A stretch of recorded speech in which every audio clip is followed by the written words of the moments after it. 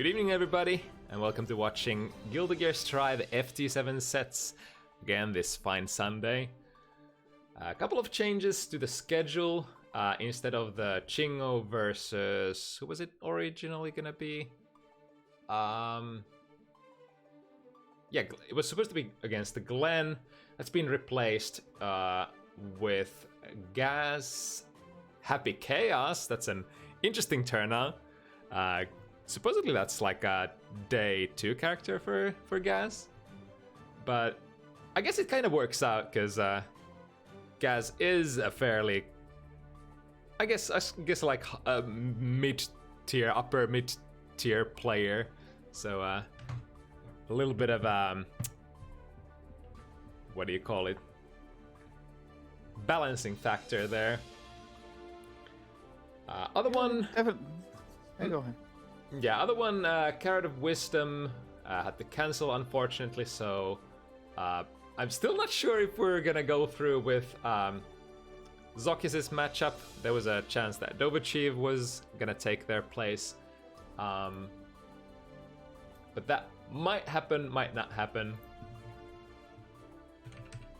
Otherwise, should be running as per schedule. But yeah, looking at least 6 matchups for today. Yeah, it's pretty packed today again. And a lot of different characters as well. So, Yeah, for sure. There's not a single identical matchup, right? These are all unique. yeah, pretty much. And like, the only recurring character is Chip, I think. Yeah, pretty much on a... No, 2 Leos. Supposing Zokis gets to play. And the biggest surprise of them all, no Gold Lewis this week. That's true! As like the most surprising thing for especially these Finnish player-infested events. Yeah, Gold Lewis...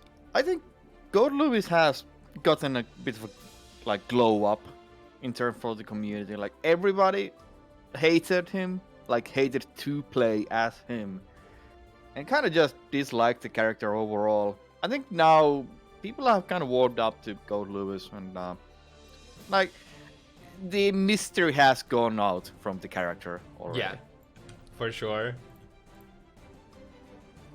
People still don't know how to defend against Gold Lewis. That's just a cold fact. but then again, in fighting games, it's like when do you feel like you can actually play and defend against the character? It really, you have like selected few who really love to lab it out, and you know, but if you have a character who's not necessarily the most intuitive to play against, if your like layer 1 option in your head doesn't end up being the right option in the matchup, then it can be tricky for certain players. Yeah, these are characters like Gold Lewis. You don't really learn to block against him unless you like kind of put the effort in it. Cause, well, hey, anyway, that's enough for Gold Lewis. We are immediately jumping into the first set of the day. A set that is definitely not Gold Lewis. Chip versus Happy Chaos. Now, really tricky thing about Happy Chaos, I feel like Happy Chaos is one of those characters you gotta put kind of a lot of effort into, so we'll see if Gaz manages to do anything, or rather what Gaz manages to do here on day 2. Well, yeah, if this is Happy Chaos day 2, it's gonna be really rough for Gaz. Happy Chaos has a lot of stones you can stumble upon, like running out of focus, running out of bullets, getting the bugged steady stance where you can't get out of it. But looking good so far. Like every single hit, I think Gaz converted into a big damage combo, and that's honestly like one of the sickest thing about Happy Chaos. Basically, every single hit consistently leads into a shit ton of damage if you have resources. I mean, we can see Gaz has some reload cancels, has the loop going on pretty well already, so they clearly have been labbing the zoning. And that's pretty much like... We thought that Happy Chaos was not gonna be a zoning character at first, but scratch that. It's like the zoning aspect is definitely the most important part, as far as I see at the moment. Oh, schmixing question mark? I'm not sure honestly, like, what are mixes for Chip? Like, usually when Chips do fancy mix-ups, they just kind of just hit the same side every time. Or... Yeah, it's historically been like that for Chip. It's like a lot of Chip stuff is just reactable. So... Well, that's not reactable, clearly. Third time landing the command grab. Oh, there we go, though. Overhead. Yeah, standing up. Decided to go in instead of zoning. What's up? What's up? No curse. This is really tricky for. Oh, lands on the curse. You're stuck now, dude. Yeah, curse is super important. While the curse is standing, a lot of characters don't really get to do anything as long as it's in effect. But I mean, Chip is definitely the most mobile character in the game. You would imagine that this is not a matchup that Chaos would like to play, but... Well, the thing is that if you have the curse applied, it really doesn't matter who you're playing against. Right. You're kind of just locked into the cycle of dash block. And I haven't seen Gas yet doing the normal shots between the... Oh, that's XP. But yeah, Gas hasn't done the normal gun between steady shot cycles yet, so I'm hoping Chingo will catch onto it and do the dash blocks. Just dash block. Yeah, like, oh, there we go. Immediate punish and immediate burst as well. Once the, that's gonna be awesome. Kind of early punish, no? Yeah, but wait, doesn't that super usually last for a while longer?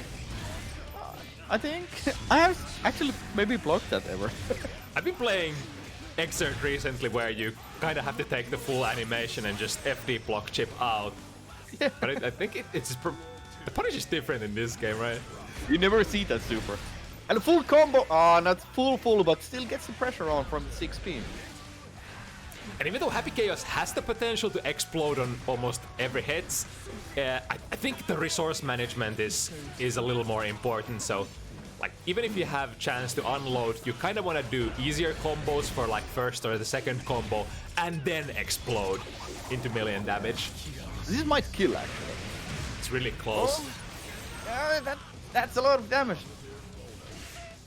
Oh, cheeky Koopa Stomp. As one of the moves that you don't see all that often. It's kind of one you use in the round start often, because it's the perfect distance to hit it once. Yeah, you sometimes see players like, especially when they get a jump out in the corner, escaping with that, combined with a gunshot. Nice, using first dominating meter for concentration, and that's like. That's just pure zoning, pure chip damage. And that's kind of one where Chingo didn't have to curse and they still was 100% respecting the steady shots. And that's one place where you just gotta take your chances. Run a bit, dash.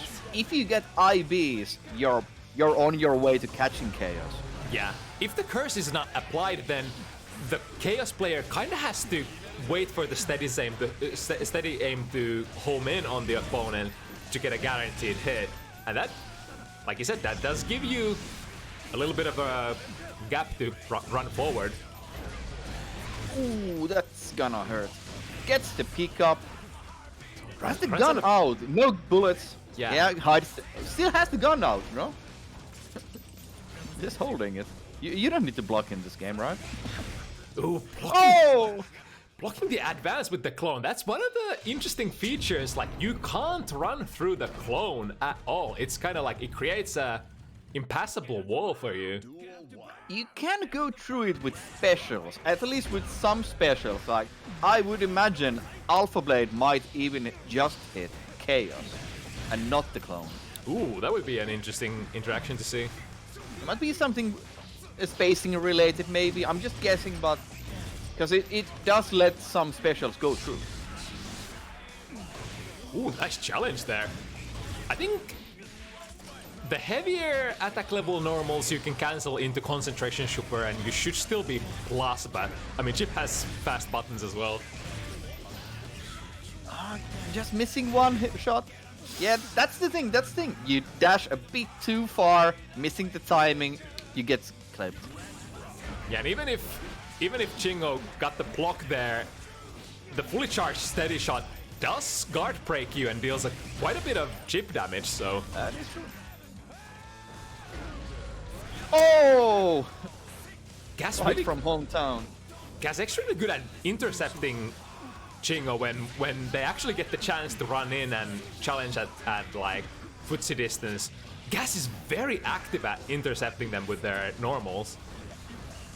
Gas dodging the command grab still gets hits for their effort, but no super. Yeah, running out of concentration. Oh, just goes in! Is this the time when Chingo takes the round? No damage. Yeah, and no super either. Who managed to get close in on... Oh! Is that enough? Yes, it is. Man, command grabs for Chip, that's reactable, but it's so annoying because you gotta be aware of it all the time. And if they do Alpha Blades and can just run up and throws, it's not as simple as you would just say. Like, hey, just react to it. Yeah, it's that mental stack. Is like, you gotta be conscious of so many things at once against Chip. In vacuum, all of them reactable, but when you're looking for like 5 different things, it gets kind of tricky. That's it. That's kind of damn clean from Gas, just not letting Chingo out from the corner at all, and not going for a wall break. Puts the clone in front of them. That, bro, you have to jump if you want to go out, and then catching. Gas looking kind of clean. Okay, can't do the same throw 2 times. Look at that, man. That 6S. 6S, it's kind of got like anti-air against like air dashes. You can jump over it, but really can't air dash over it. I think it's one of these characters that specific range he's so good at. Has several different buttons. Oh, nice jump out this time. I wonder if Happy Chaos can, with a certain timing, go for like an instant overhead timing Koopa Stomp as soon as he leaves the ground against Chip's command grab and still get a hit. This time Chingo not respecting the situation without the curse, but not blocking. Oof. Double jumping against Chaos is always a bad idea, because they will get the aim.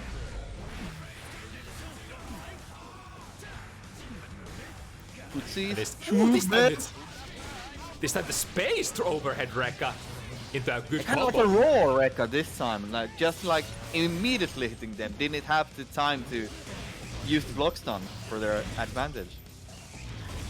Right, Chingo does have decent life lead here, but just at the farm. Oh no, Gas! That was definitely a freebie. Yeah, that was a kill combo for sure. Maybe not because he was kind of low on bullets, but. What? Ooh, 2S. Man, that's a button to rival Nago 2S, Soul 2S. That's god tier button, but only if it counter hits, honestly. Yeah, I guess you can get a small combo even if you just take out your gun, right? Even on yeah, you can spend I think 2 normal bullets. Yeah, you get a combo. That's it's kind of expensive. But that's kind of the beauty of Happy Chaos. Pretty much any hit leads to consistently at least some rewards if you want them. So, Chingo's scared, really scared to go in now. Big opportunity. Yeah. Oh, again landing the command grab. Seems to be getting a good mileage from those, but dropping the combo, missing the wall break into a tick throw. That's beautiful from Gas, like seeing the situation, not panicking, decides to go for the throw. And big throws kind of good for Happy Chaos because you have the threat to take your gun out at any moment. So any normal, honestly, from point blank range is gonna be a tick throw setup. Okay, wall break. What do we have? Oh, reading something. But again, Gas finds the intercepting normal at mid range. Yes, applied. I think that was a failed block or something from Chingo. They just pressed a button full screen and now they're gone. God, this hurts. They cannot recover from this. Oh no. You could see from their gameplay that their soul was taken, like one miss input into a combo and getting the curse and getting stuck. Man. Sad. That's sad. This is definitely a matchup. Ooh, from downtown, immediately dashes into there. Small stutters. I hope the connection is okay for the players. There we go. Chingo finally finding an RPS option against those really far-ranging buttons from Gas. The risk is cranking up. Oh, one more nice tap out. and that's it. Oh no! The corner was stolen. Oh, but And? two back-to-back hard baits on the burst. And Chingo trusting on the life lead. Not flinching, not biting. This chaos pressure is so annoying where the gun is always... Oh, nice! Textbook! Oh, gee, stuff. Man, I don't... Not catching the alphas yet, but clearly Gas knows what to do. Yeah, and that's the thing. Even if this is a rather new character for Gas, they're a strong player, and you can see it from the gameplay here. So here, this is a good example.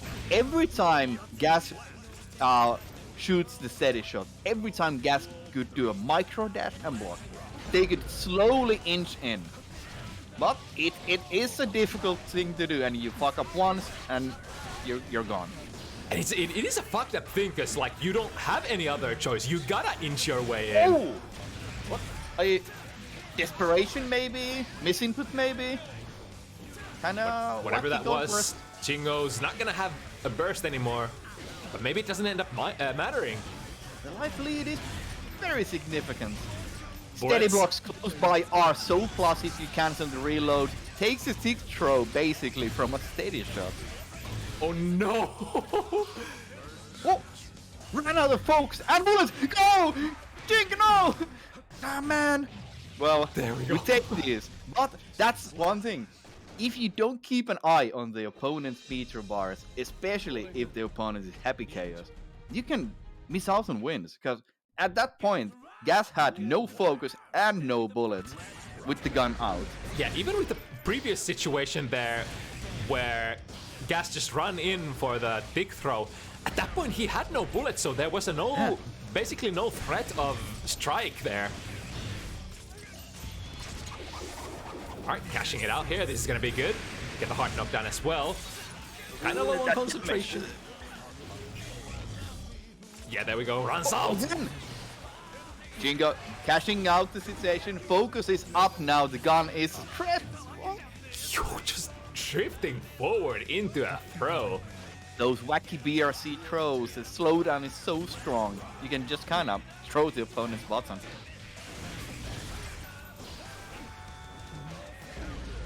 Ooh, that's a big gunner hit. Really bad start. What the wall damage?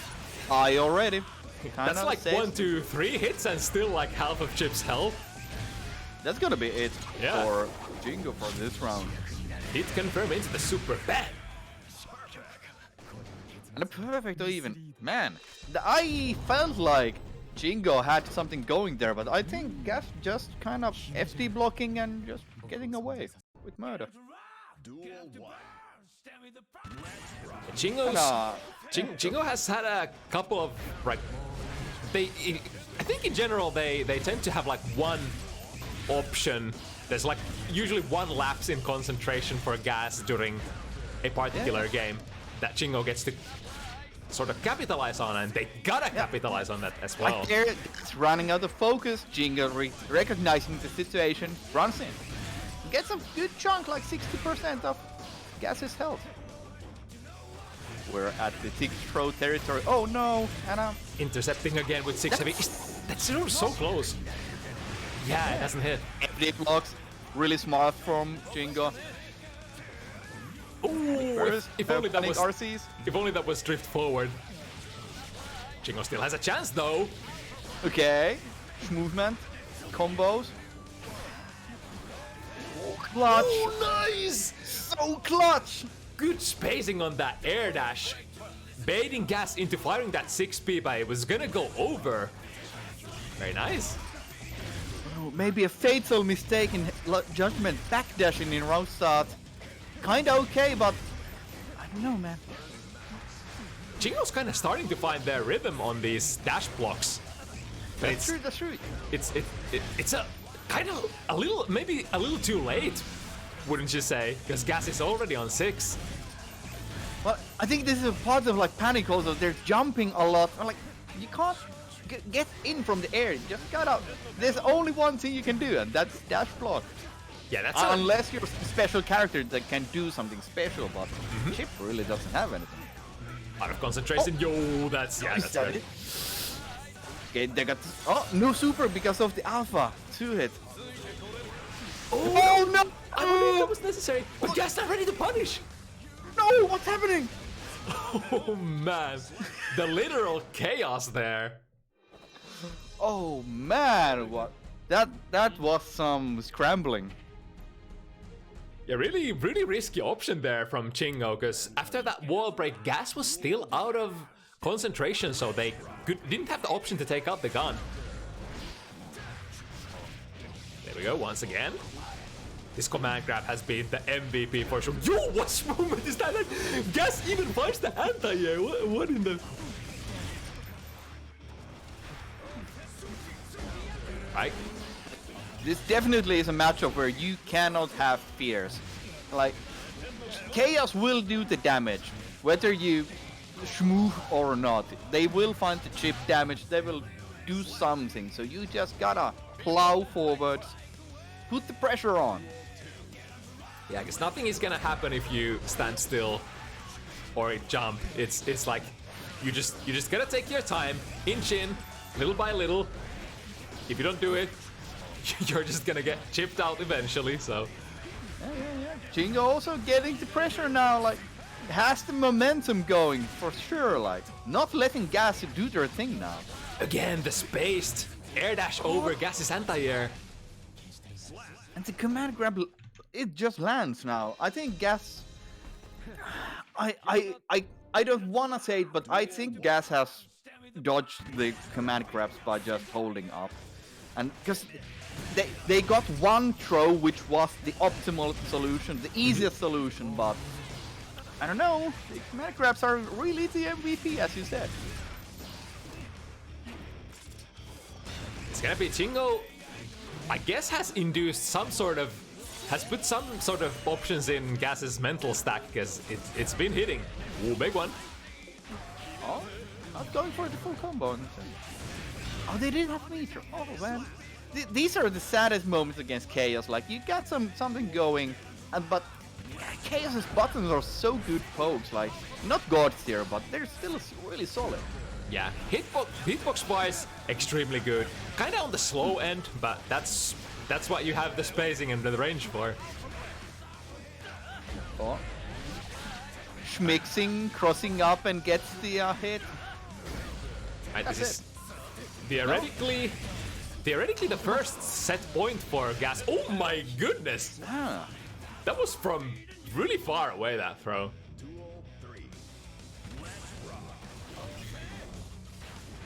The curse is applied, but there's no chances to really... Oh man, I was just gonna say there's no chances to get a hit in, but there we go. Alright, out of Focus concentration. out. Refilling, gets the clone out. I like the clone tactic actually. It's kind of wacky, but it seems to be doing some mental damage at least. Yeah, preventing Chingo from pressing any buttons at this point, or that point. Oh, this could be dangerous. Chingo! They saw!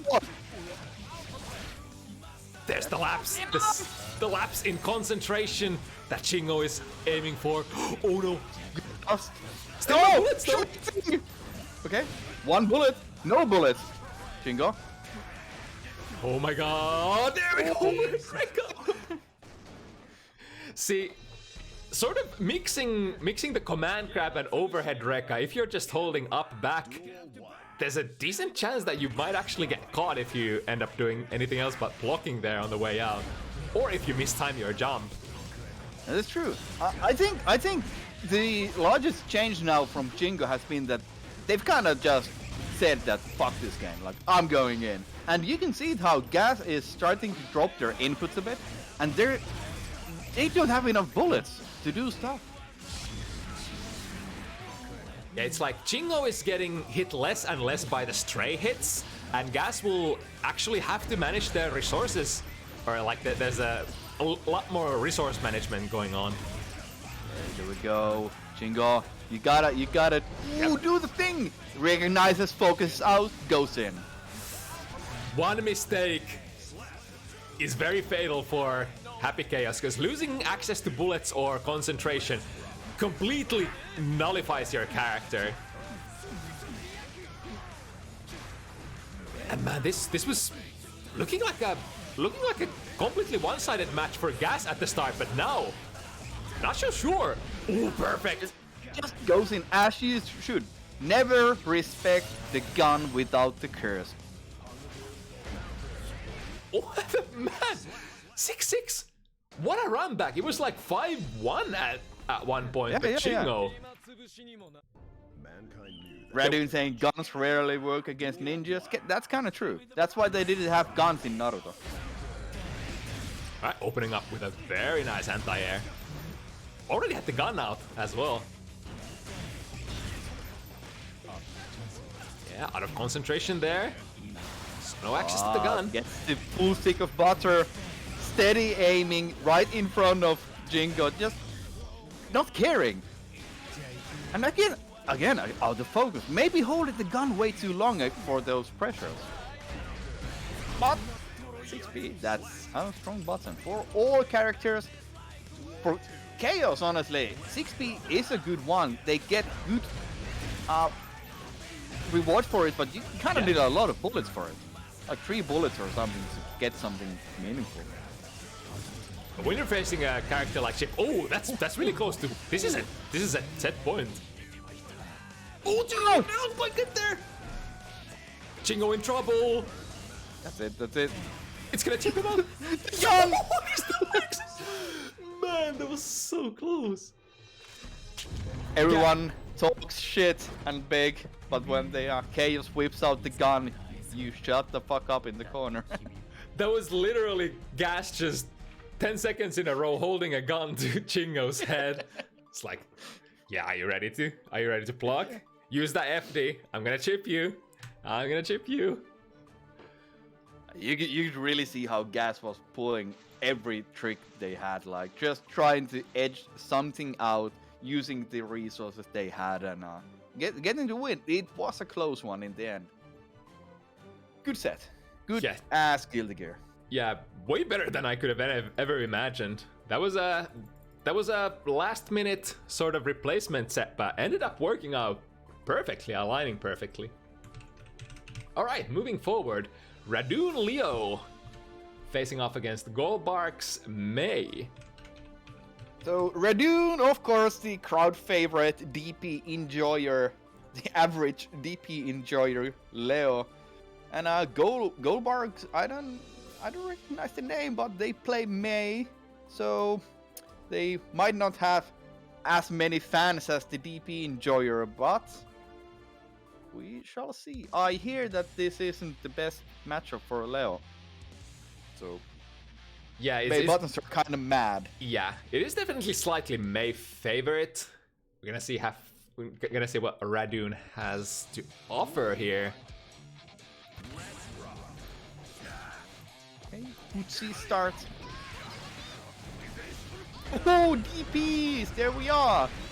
And the crowd goes mild. I love that crowd goes mild. I'm gonna steal that. Oh! That's the footsies I'm looking for. Holy shit. And a perfect. Well, we did have one with DP, so still. Huh? I did not know that's a thing. That 2S wins DP. This is footsies. Can we stabilize a bit? Okay, there we go. It's the stance hit. It's a really large hitbox, so it's easy to hit. And it's kind of scary when Leo is in the guard stance. You don't really want to go in. Yeah, it's kind of you kind of want to inch in close enough to maybe be able to threaten with a low. And then there's the RPS, like, does Leo want to let go of the stance while you're approaching? Or are they gonna... On the stance, that really hits if the Leo gets the hit. Okay. Oh, yeah. Ooh. Barely saving themselves. Next hit would have been it. Ooh, first hit! Relying on the stance now a lot, and it's been paying off. Not getting really punished for the stance yet. Yo, he was baiting for it. Radune was so looking for it, but perfect delay there for Golbargs. Wait, that went the other way. Full stick of butter. Yeah, you cannot do those things against Leo. The flash kick doesn't give a damn if you're left or right, and Radune actually ends up getting it. What a round. That's what happens when you underestimate the average DP enjoyer. They will DP your cross-up mix-ups in the air, and you will get hit.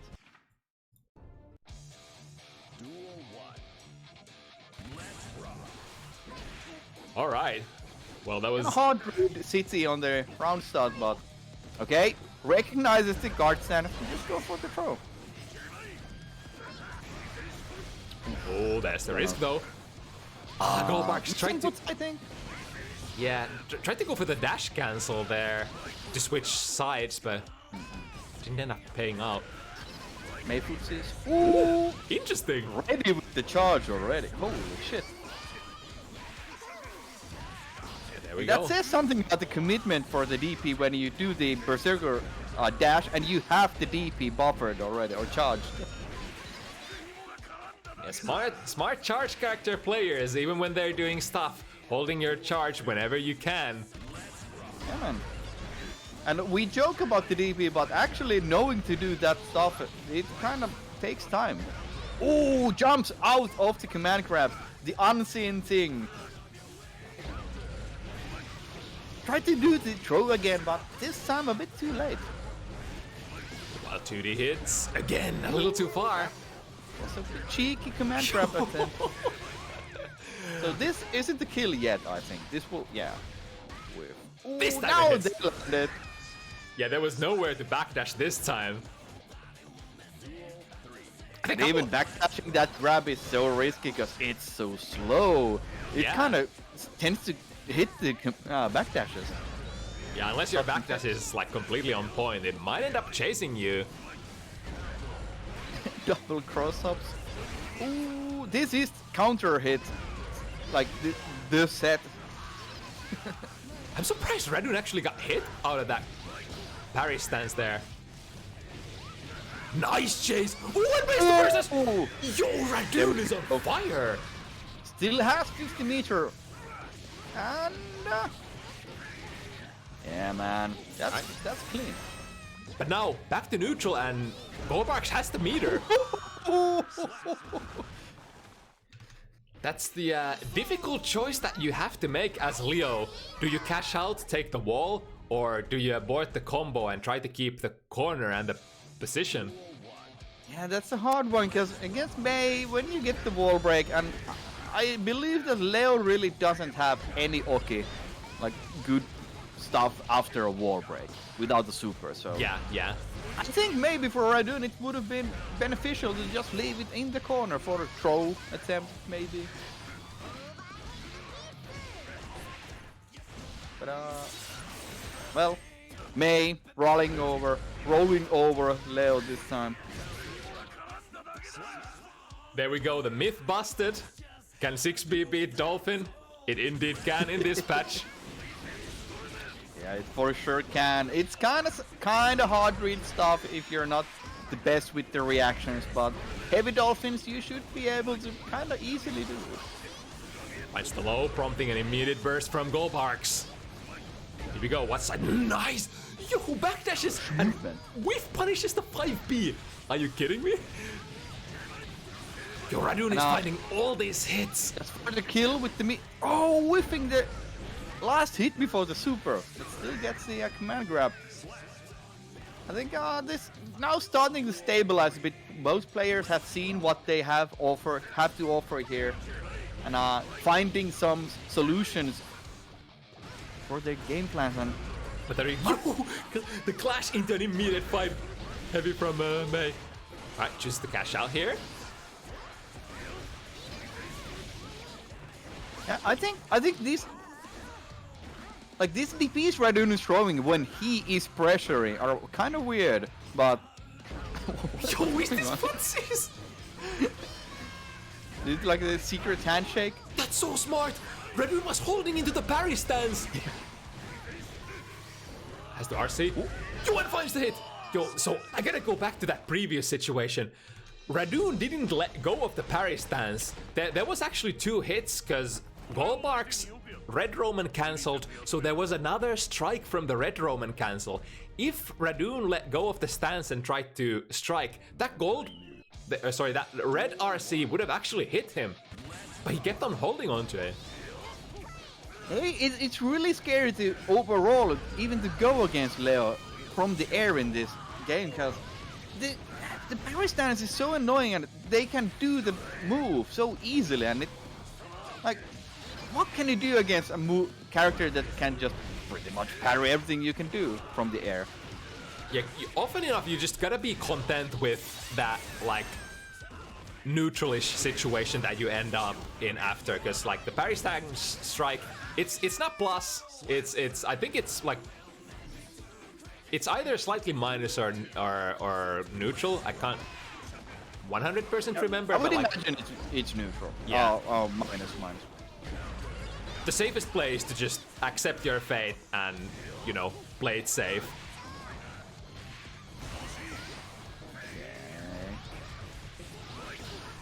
Yeah, and the Berserker Slash chases down Golbargs' backdash. The audacity of these DPs are so high, cause like I don't think Radune has a plan B if they just whiff. But that would require for Golbargs to be supers into the right direction as well. That's kind of nice. And first wake up super of the set, so it's gonna hit. wait, that's an unfortunate event. Interactions to Oh, he wanted the big punish, but the 5G went into the wrong direction. Are you joking? Again, 5 heavy. Again, the overhead in back turn stance, catching a lot of those backdashes from Golbargs. I did not honestly expect that to kill, but well, strife damage is high and the wall break does deal a good chunk of damage.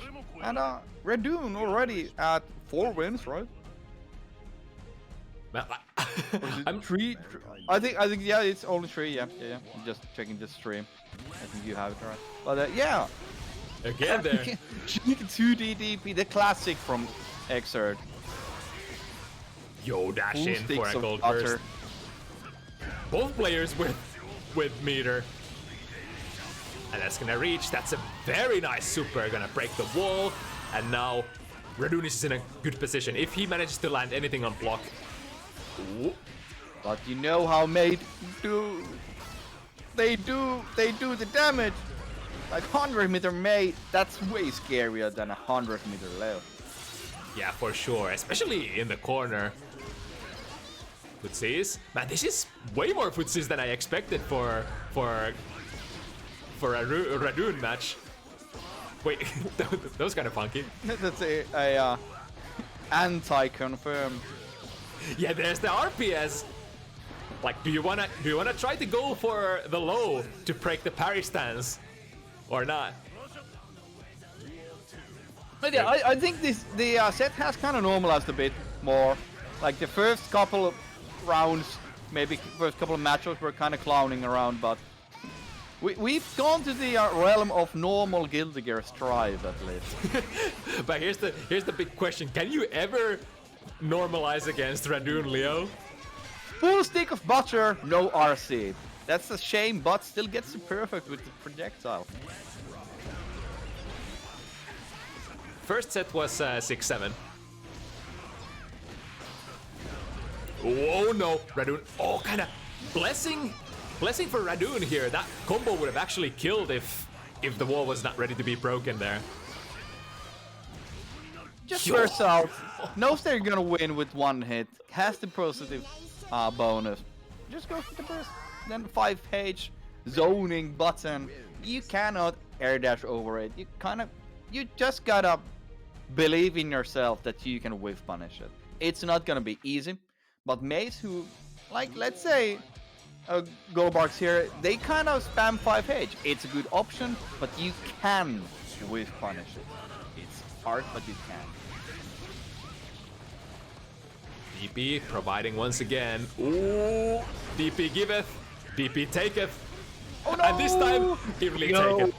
Back against the wall, you can't cross out me now. Okay. Both have meter for a super, so... Okay, that's... Ooh, yes! Goes airborne. That's beautiful. Radune having done the jump D every time after the DP PRC. Knows to do the super. Yeah, even if Radune ends up blocking there, that super is pretty...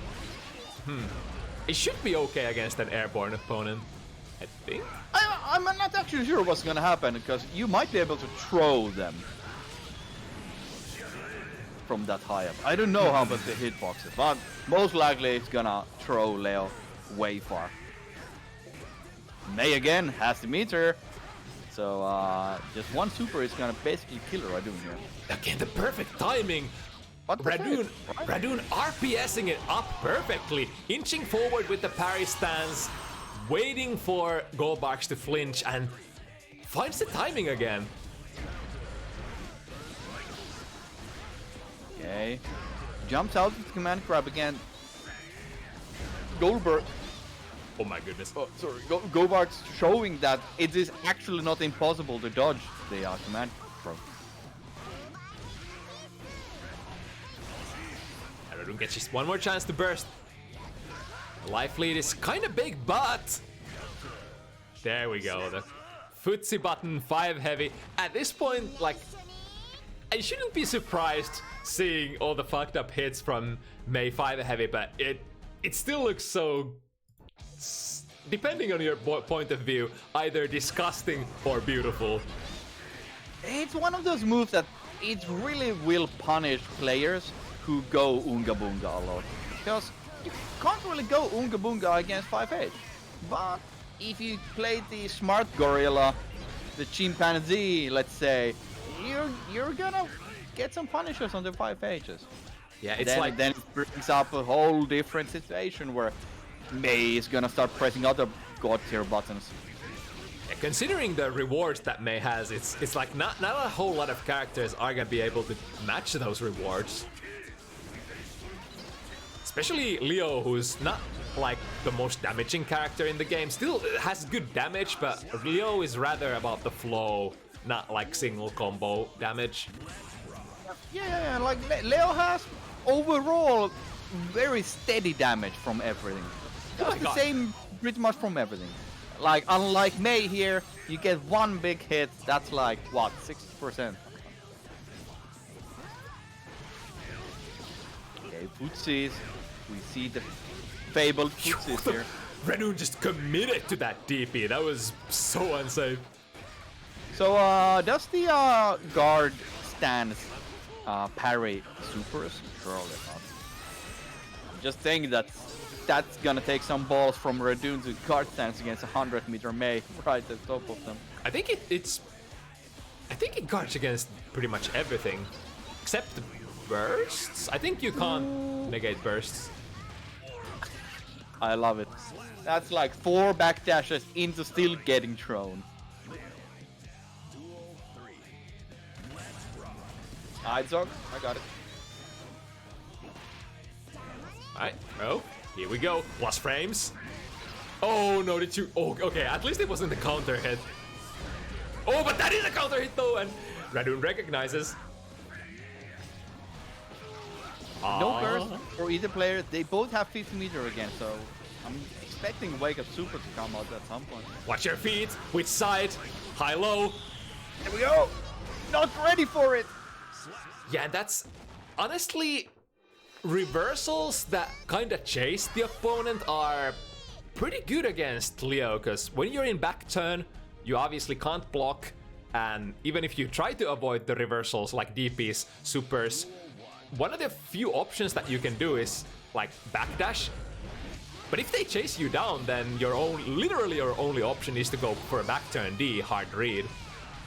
That's been the curse for Leo gameplay basically for a very long time. You kind of have to, when you're in back turn, you hard commit to your pressure strings. And in this game, you cannot parry with the shield supers at all, so you're just gonna eat shit if you're too close. Wait, you can't parry even supers? No, I think all supers. I'm pretty sure all supers go through the shield. Now that you mention it, I'm not sure actually. But the thing is that Leo can pretty easily cancel out of the stance in this game from a variety of different choices. So where in Exod you could just kind of mash a super against him and hope for the best, here Leo suddenly isn't in this stance anymore. That was really funky. How did... At some point during that combo, Radune just slid under and crossed up. That was beautiful. See, that was a very interesting cross-up stuff. Yo, footsies! A mid-screen 5H, not that scary in the end. Like, you can get hit, especially if it's a counter poke. You don't really get punished for challenging it. Yeah, especially but when in the corner, this is a different story. Bam. It seems like Golbargs running away with a little bit of momentum here. 5 to Radune's 3 here. Yeah, I've seen Golbargs now. I think they're adapting faster than Golbargs, and I don't think Radune has more tricks really. Maybe I've seen them now go to more of a back turn stance gameplay, trying to do the schmixes and movements, but I think Golbargs just adapting way faster. Yeah, that's definitely not like... Radune has really strong flow with his usual like bag of tricks, the RPS that he loves to play, but if the opponent figures out a couple of things, I feel like there are holes here and there in Radune's game plan that can be exploited if you're like super smart. I think like still using DPs, being the average DP enjoyer will get you hit. And in this game, it's not a simple thing to avoid getting hit by DPs. Safe jumps are kind of hard to do from random hits, and the risk reward for DP with RC ready, pretty good. Oh no! Still runs into it. Like this. Not the counter hit, thank God for Radune, but this is kind of looking like a perfect.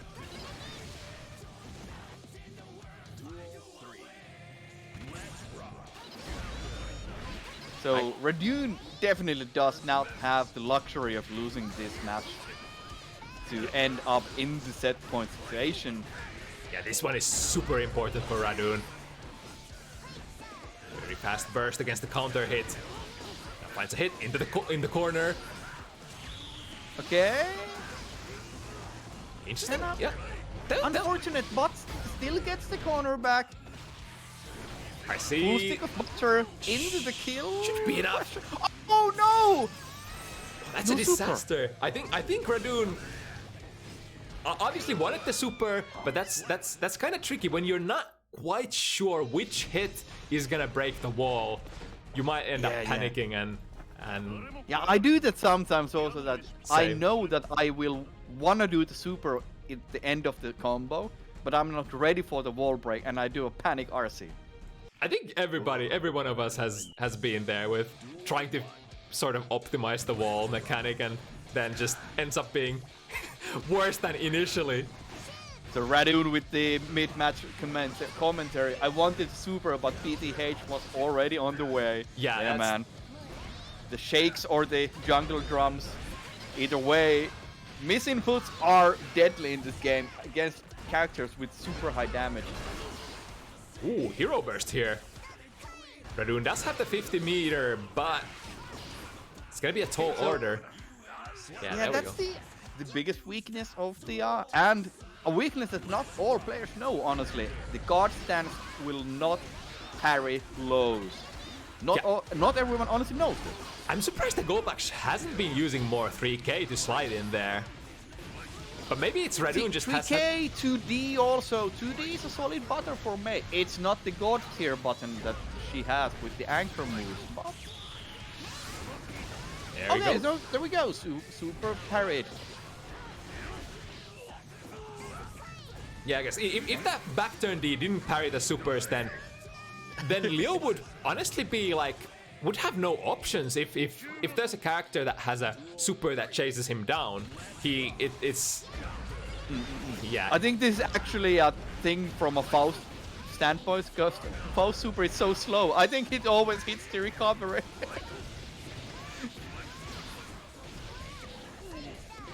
Well, ooh, interesting. We got movement. We got maybe holding up, but still dodging the command grab and wasting kind of the burst at this point. Yeah, there we go. Nothing really happens from it. Golbargs finally sliding in there, 3K. And against 100 that... meter. Burst. Yeah, he saw that. Perfect. Not enough to kill. Both players scared there we shitless. Go. I see There that we go. Should be it. Surely. No, not enough.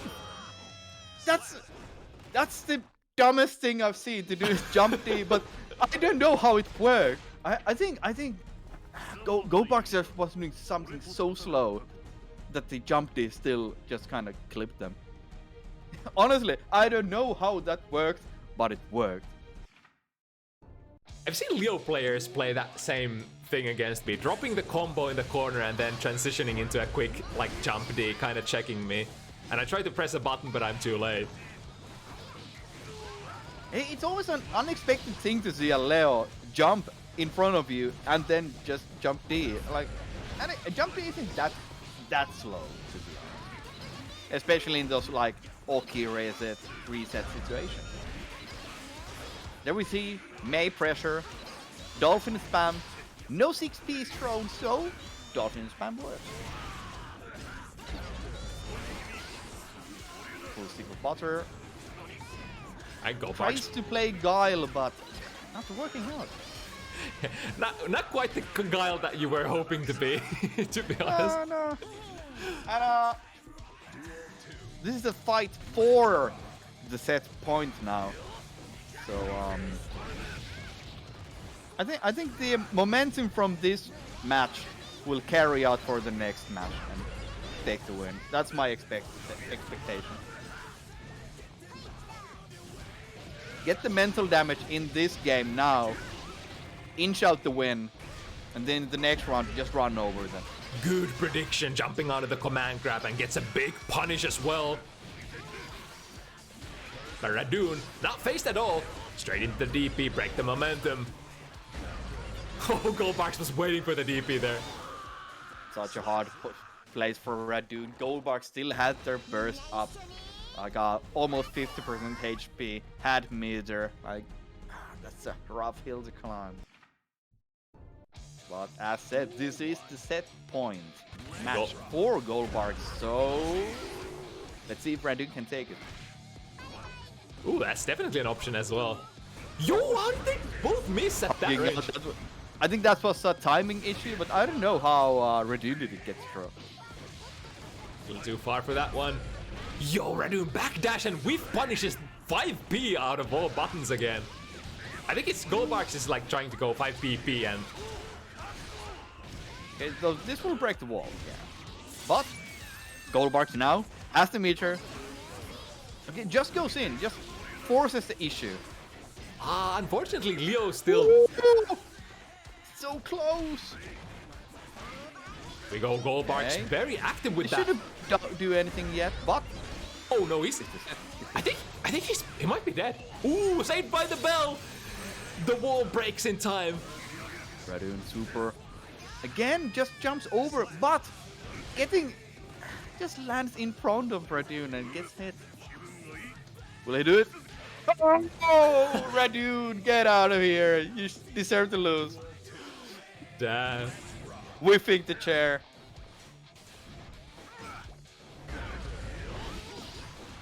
Oh, from half screen. Again, committing into that DP as soon as they see Golbargs' feet leave the ground. Is this fixes? We're getting Golbargs burst. So Golbarg has burst. Radune getting their burst back. So we're gonna see some gold burst, I think. And the Golbargs will happily take this wall break, go back to neutral here. No? Panickers has to get out. Ooh, the RC! The classic! You think it doesn't exist anymore, but it do. Throw PRC option select and Radune scoops Golbargs out of the sky. It do be like that, and a player from Exod has the skills and the abilities to just RC and jump air throw immediately. That's the bread and butter of Exod. At least it's not as brain dead anymore, because you kind of have to commit. Because if you just do the throw RC, then like the RC is gonna come out immediately if the throw lands, but it is still very powerful, especially at the end of the round. So this is the set point. There will not be another match after this. So Right, Radune has the burst here if he punished. That's no chooses to take it. early burst. Uh-oh. No big punish though. And Radune, one thing that Radune hasn't been able to find consistently is the whiff punishes against like heavy buttons from Mei. Yeah, I think Leo kind of has troubles with it. So For sure. Leo might just kind of have to be running already to get the punish as often as I think.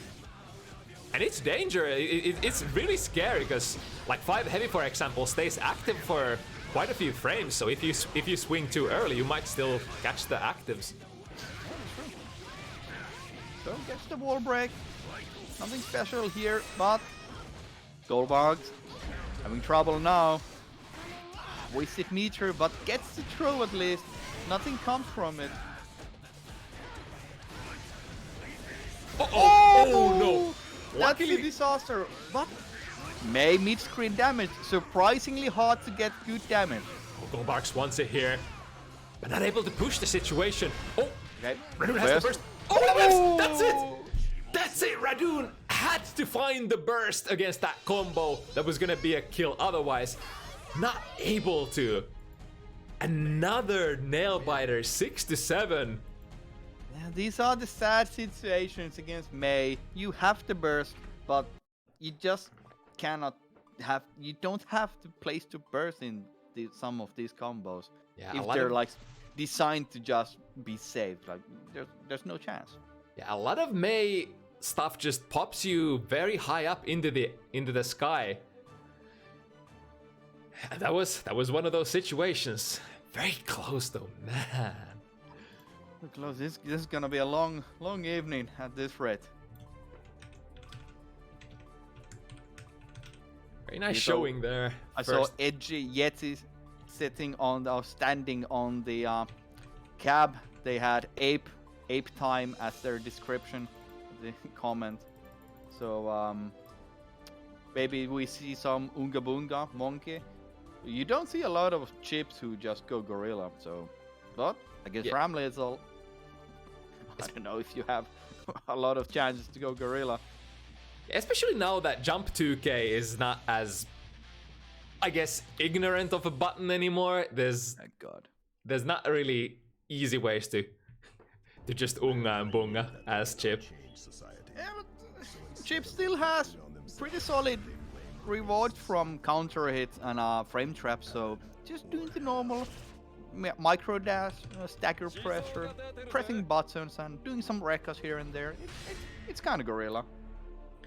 Right, I've heard a couple of different differentiating opinions about this matchup, but I think SQ, if I recall correctly, puts this as one of Ram's worst matchups, which I could kind of see, because for Ram, the screen position and the spacing is basically everything. If you can't dictate where the footsies happen, you kind of don't have like your optimal position to go for big rewards.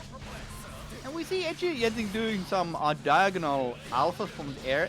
You can punish those actually, but you just kind of have to react to this with the correct button. I don't know what Ramlethal should do against those. Maybe just dash and press a 5B or something.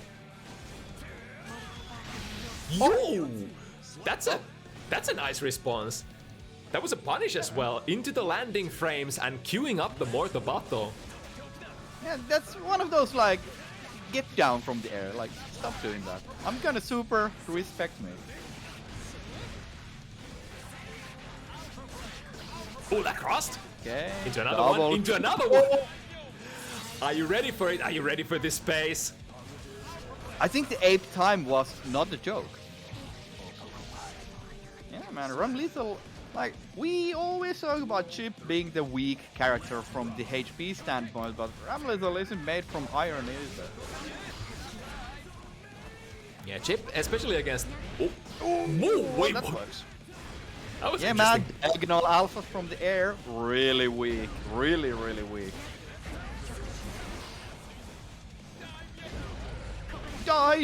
Well, shut the fuck up. Here's some buttons. RC forward. Look at that risk, though. Now this is stages. Oh, no, yeah, that's it. Oh, no, drop the kill combo into the corner. That's wall break. Yeah, honestly, into positive bonus. that Rekka starter is kind of hard combo for Ramlethal, but that's one of her strongest starters. Has to burst Nice. that one, but far Again. slash. Good snipe there on the landing of Jump 2K. It's Jump 2K kind of tricky to anti-air still, not impossible, but what you would love to do instead is make it whiff. That's how you can get a guaranteed big punish. Yeah, Zok with the inside 50 meters counter hit Rekka is like 80% deleted from Kai. Yeah, Yep. man, it does hurt a lot. I think either like a frame trap Rekka 2 or Rekka 3, that does some ridiculous damage. Oh, good reaction from Aggu. Was ready there. But honestly, like, both of these characters, well, of course, Ramlethal Rekka maybe a bit more reliable than, as we see, like, Ramlethal can just throw out the Rekka's dash cancel it. Holy, that's strong. Chip, it's commitment to do Rekka.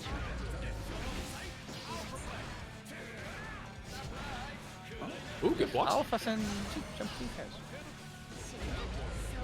Ooh, that's a wacky interaction. So these alphas are really working out for Edgy. Is that But not getting punished at all. Yeah, they're honestly sort of hard to punish as well. The ground, oh, on the way down. Honestly, I don't. That's one that like ape time things that if the opponent doesn't know how to deal with the alphas, like block him, like you block diagonal alphas in air and or throw them in the air and you IB or block the normal alphas and you know that Chip is minus that. You should be able to stop them doing that, but if you don't stop it, Chip is clearly just gonna do it. Yeah, it's kind of like if it becomes a risk factor for Chip to run with those alphas when the opponent puts the damage on the table. That's like if they, for example, press a button properly, mash against your grounded alpha, for example, into a big counter hit plus 50% life. That's when you gotta start thinking about it, but until that happens... Okay, starting the set or the match without a burst, kinda rough. It's always rough when you see these combos happen right after you whiff the Golbargs.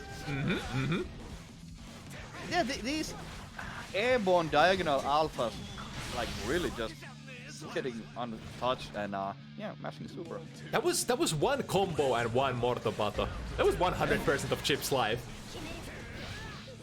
But that's like, I feel like EdgyYeti has been doing good work in terms of like dictating where the match is happening. So Aggu hasn't had a good opportunity to do big ram combos because EdgyYeti just not giving her giving him the position. Well, I think one thing is also that EdgyYeti is doing a lot of alphas, but you don't really get anything from alphas unless they hit counter hits. Yeah, and they just end up in the corner at some point, and you get destroyed with one hit. But of course, some rounds will go like this. You get some schmixes here, some schmixes there, and chip the basically chip out the ram lethal.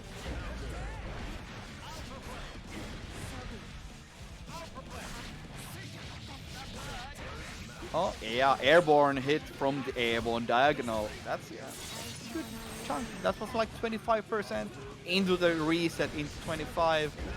And it all adds up. Uh-oh. YOLO. And it hits. It's not gonna be a kill. Sure. It is! Holy fuck, no one expected that. Chip If you in chat say you expected that to kill, I don't believe you. Chip has surprising amount of finishing potential, but usually because Chip just is able to add a lot of hits at the end of the combos, but man, a well-placed super does quite a bit as well. And it goes back to what you said earlier, Ram Lethal, not really known for their defensive modifier. Yeah, you kind of get, like, both of these characters get destroyed by random hits in the end. And both of these characters actually have pretty good random hits.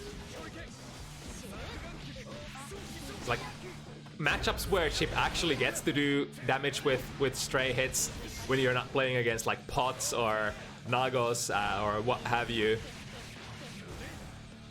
Way better from risk reward standpoint. Ooh, that was a funky overhead. Unfortunately, Aggu was so low on health there. Yeah, I think the it's been slowing down a bit now. I think the reality of the set that the matches are actually counting towards victory is weighing on players a bit, I think. Not so much ape time for EdgyYeti either. And it's oh nice 2S anti-air. The disgusting confirm, whiffing the 2H and still gets the combo. So, will it kill? Say jam, get say jam. Yes. Of course it does. Man, so much damage. I guess, like, I want to say those are some really ballsy dash forward Zanserogas. But, I mean, the reward is there. If your reward is, I win the round here if it hits. But if you do them from a run-up, it's way more legit than just doing it raw. Because if you run up, what's the Ram Lethal gonna do? You're gonna press Fire Slash. You know it. It's kind of geared towards, like... Because a lot of people will react to you dashing forward and press a button as you, like... Kind of like sort of like playing like a shimmy, sort of. Yeah. Like counter poking with the super. It's kind of legit against like these characters who always goddamn press the best button they have because they're so reliant on the power of like Far Slash in neutral. But again, I want to highlight how EdgyYeti just able to basically choose where the matchup takes place. It's been exactly once when Aggu has had a position. Like, look at this. Even if Aggu gets a hit here, what's he gonna get? It's Ram Lethal. You have to be on like your side of the opponent's side of the stage. Aggu getting kind of bamboozled here, like not getting a. Like, I think they know that blocking alphas kinda is your turn to do something about the fact that you blocked it, but still just getting hits all over, like small hits. A kill with the thousand lashes, or how is that?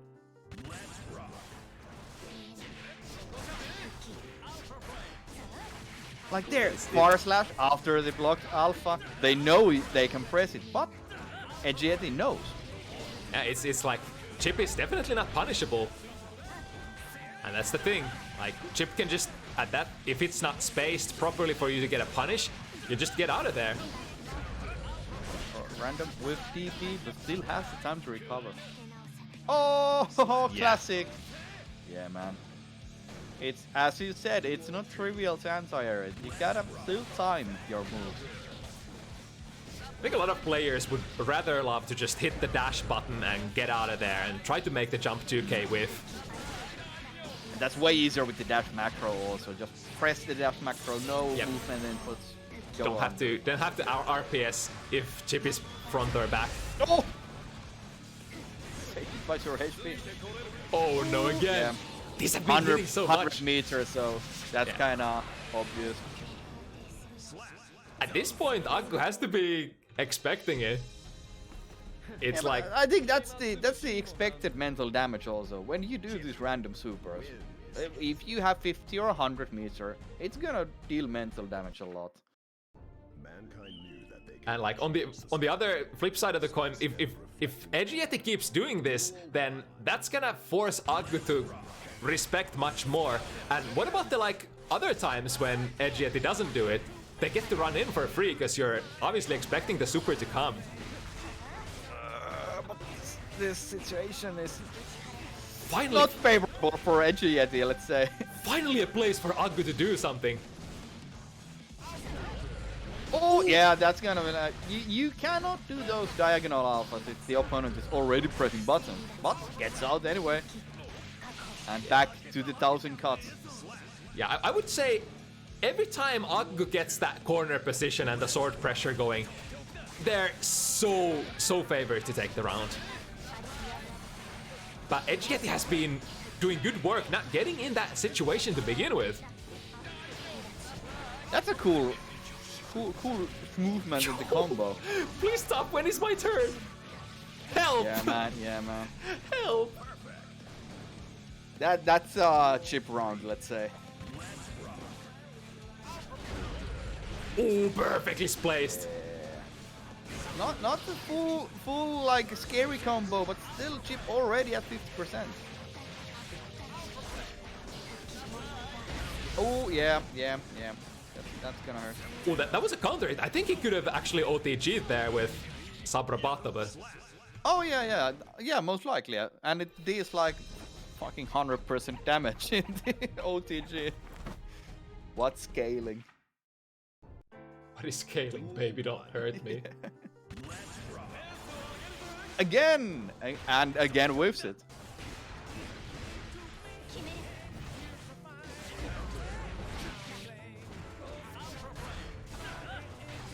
Yeah, again, Alpha Blade blocked, but not punishable.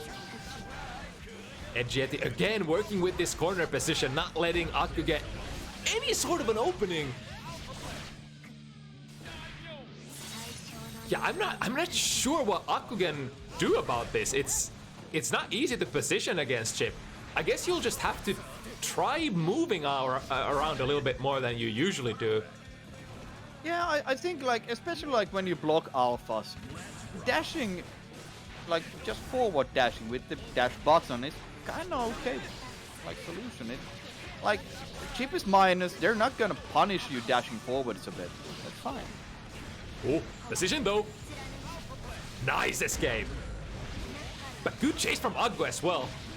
So they get the corner, no wall breaks, so they still have a chance to just kill Chip now. Good YRC there, avoiding the opportunity for Aggu to push the sword pressure once again. So we got Aggu burst, which, yeah, hits.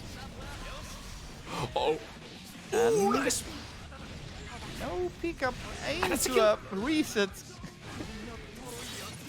Barely I love staying those. alive. I love the situation where you drop your combo, but the opponent is not expecting it to drop, mashing something out, and you get a reset. Yeah, that's how it be.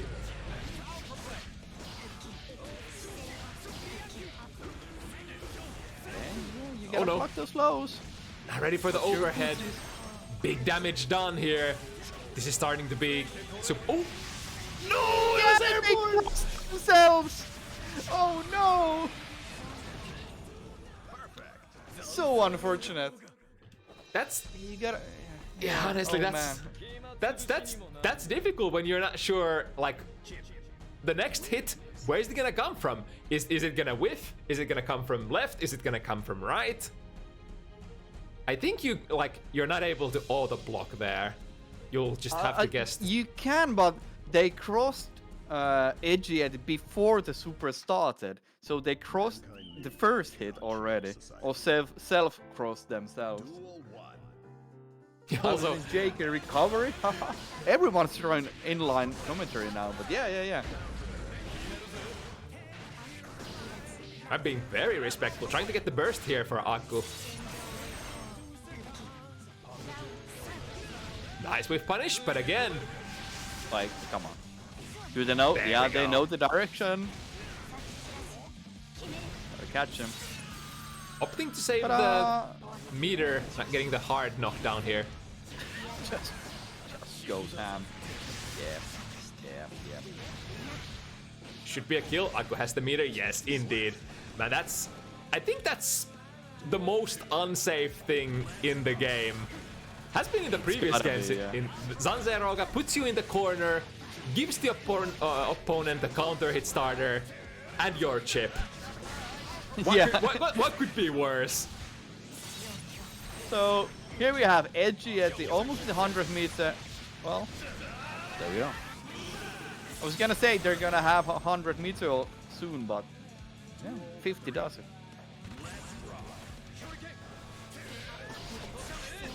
That's kind of cute how the J2K hit.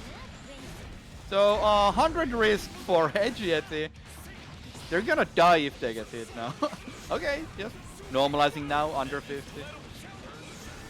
I saw the meter plus frames. Aggu persevering. Nice, finds finally an opening. Ooh! Changes sides. What? What's happening? Oh, yeah. I wonder if that was confirmed. That was just the thing that AgguBaggu needed there. Third strike, y'all? Maybe. I forgot which button you use for the super. Is it S? I'm not sure. It might have been some churning out also. Who knows? Either way, ended up working out for Aggu, and now alive still. But EdgyYeti with that 6 points. Burst to not get deleted with like 70%. Yeah, it is. Even these command grabs, look, that's like 15% damage on RAM. Right, nice. We're in position. So here we go. Risk gauge, climbing up. FD not used. We don't need FD. Aggu was super respectful there after the sword hit. I think they remember the option EdgyYeti played once when he was able to mash DP out or interrupt with a DP in that exact spot. That's how far the RPS options that your opponent played carries throughout the set against a thinking opponent. Very important. I think we have to mention that this is the set point for EdgyYeti, so Aggu really needs to stand up and now and get a win. This is a dangerous territory. That's a couple of Alpha Blade, like, just chipping out, shaving life. Ooh, yeah, has the RC there. Oh, that was so tricky. That... Oh, gets scooped on. That gave me hella Exert vibes. Yeah. that airborne, that extra hit from, and the delay from the airborne Alpha there. Catching Aggu off guard. Honestly, I would have gotten hit by that as well. Yeah, you don't see the horizontal Alpha in the air a lot, but it does catch you off guard pretty often. Yeah, you, like, for example, you give them like an air hit that they expect is going to be their turn, and then like last minute you cancel it to air Alpha for a really funky frame trap. Really nice set again. Kinda, well, EdgyYeti did have the comment of Ape Time it was ape time, but it wasn't like brainless stuff. It was pretty calculated. Having those small hits here and there, having some cross-ups, some mix-ups, and kind of just avoiding getting hit by the massive hits of Ramlitzel. Yeah, honestly, it's not easy to see, but if you pay attention to like how Edgy was controlling the position of where the match takes place, it was so consistent. It must have been calculated. I think EdgyYeti just played the matchup really well, playing all the positions that they need to play to minimize, rewards from Ramlethal. Staying in there, it's a critical thing against Ramlethal. As you said multiple times in the set, that spacing is such an important resource for Ramlethal. Chip can negate it pretty easily. Alright, but next up, we got Deknud, a Jacko player from Germany facing off against our girl ULTINEET from Finland. So we have the two Nagoryuki avatars on the cab. Oh, no, that was Aggu, damn it. Deknud, there they are. With the Jacko representing with the Jacko Milia mix.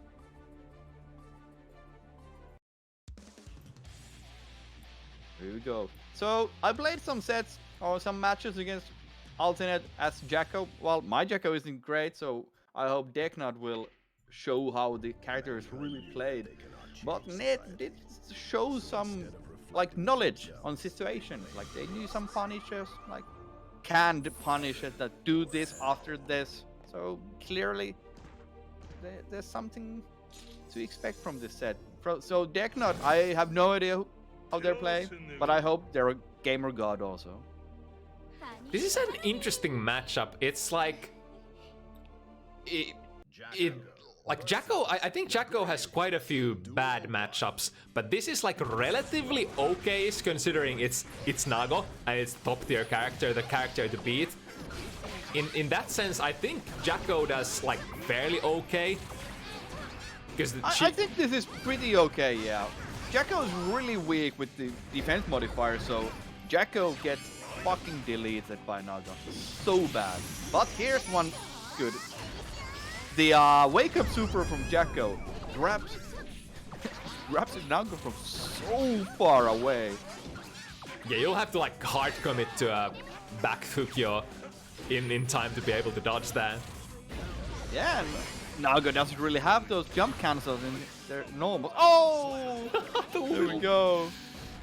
Straight projectile carrying through. Usually when that happens, it fucks up your punish, but just having the millimeter of HP is enough. I think funny enough, even though Nagoryuki has like super active and long range buttons, they sort of don't align that well against minions in my opinion. Yeah, no, challenging the minions, I think it's really hard for a lot of characters. I think Nago doesn't have a good time against the minions, like trying to kill them from the field.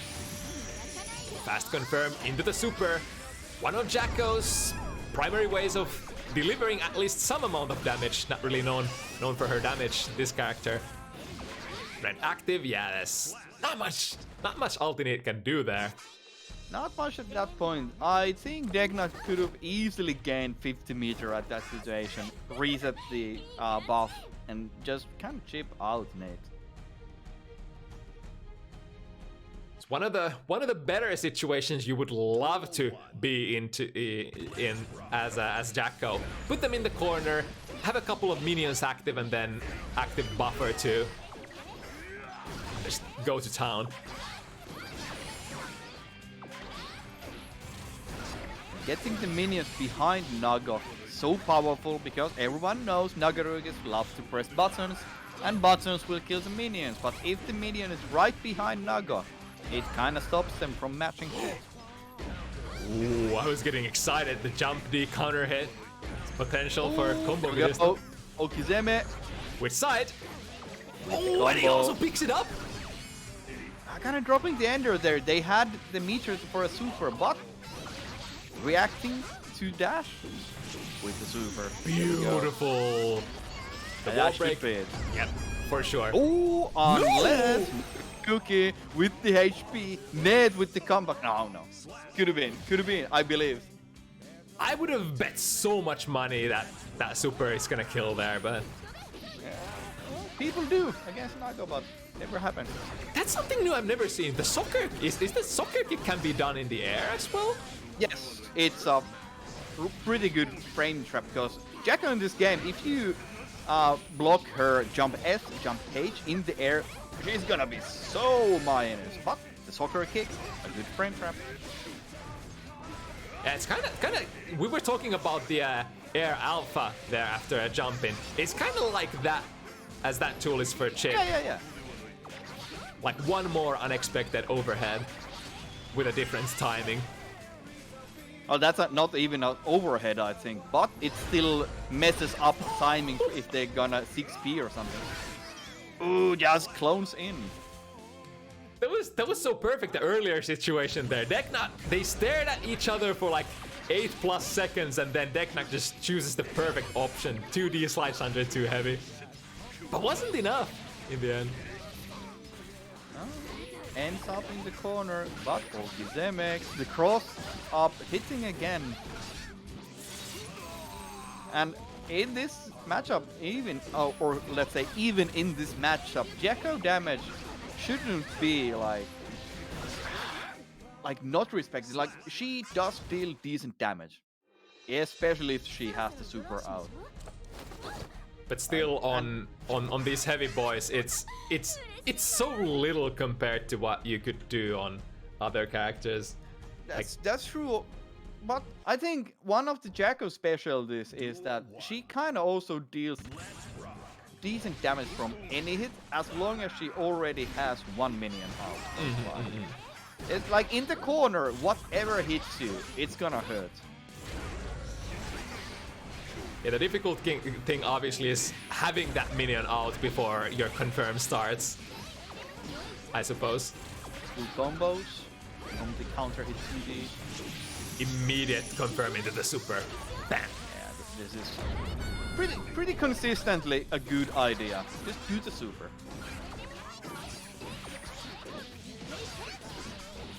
Yeah, doing frame traps, schmixing with the minion hit. Mixing with the soccer kick in the air, not letting Nate just match throws or 6P. I think Jacko doesn't really have a consistent way of like spending her meter on one good thing. So often you get in a situation where you've built a lot of meter and then you can just sort of spend the 50 to do a little bit of extra by adding super. Yeah. And the minion supers, if you cancel the minion super, it's pretty plus. You do like 5H into, or like this, soccer kick, minion super, and then you're just like, you're ready to go. Ooh, that was an interesting setup. It's still gonna hit? Yeah.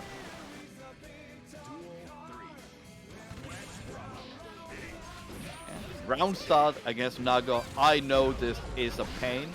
So it's kinda, I think Deknud have been doing it, just walking back a bit. Everything whiffs, you can whiff on it pretty easily. Yeah, especially with a character who you're expecting to dominate the neutral.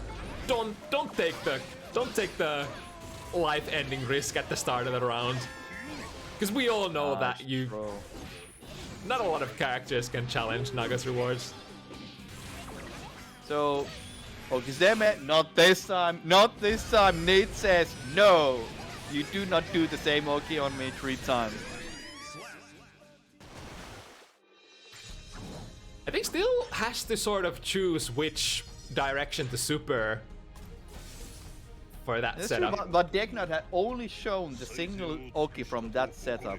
So I think Nate was just like hard reading it, like, dude, you will not do it again. Duel 1. Let's rock.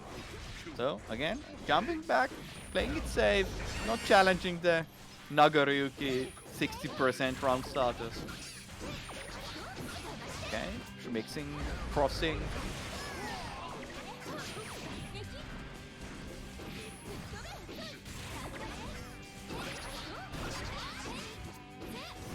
Okay, out of minion juice. But the juice on Neat side going up.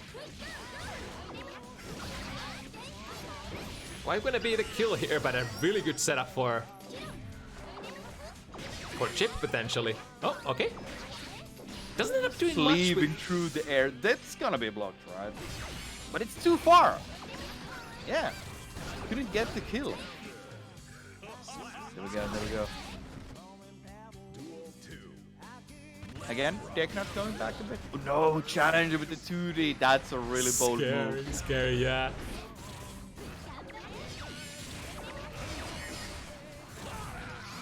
Alright, finds a straight close slash. Okay. A lot of pressure going down. It was really high up there. Good prediction from Deknud. It's not the same thing. Oh, that was so smart. Oh, again. No super. Man, I really expected there to be a super there. Full stick of butter. Ooh, Yo, cheeky. the fast RC into a low. That's Yeah, such a cheeky move. Deknud was pretty much done there with the positive bonus for Neat. Yeah. 100 meter bonus. You're never gonna wake up from that block string. There we go. 50 meter delete. 50 HP deleted. Oh, Honestly, okay for a Neat, I think. For This sure. Situation is pretty good. Like no blood. Yeah, there we go. Kind of disastrous for Deknud to be in the air after a double jump, I think, when the Neat popped. Duel 1. close slash gaming. Neat was like they started the round. Neat played the command grab. Deknud was able to jump out of it. Then Neat played perfect close slashes to catch, I presume, jump attempts after that. Okay, getting hit by the large 2H hit. Definitely one hit you don't want to get hit by Jacko. Alright, time to block. Or just take the hit. That works. Oh, that's smart. I love that. He dropped the combo on purpose to keep the position. Jacko has some situations where they can force the slump, so they get the grounded tech in the corner. Oh, 6 being the minions in the air.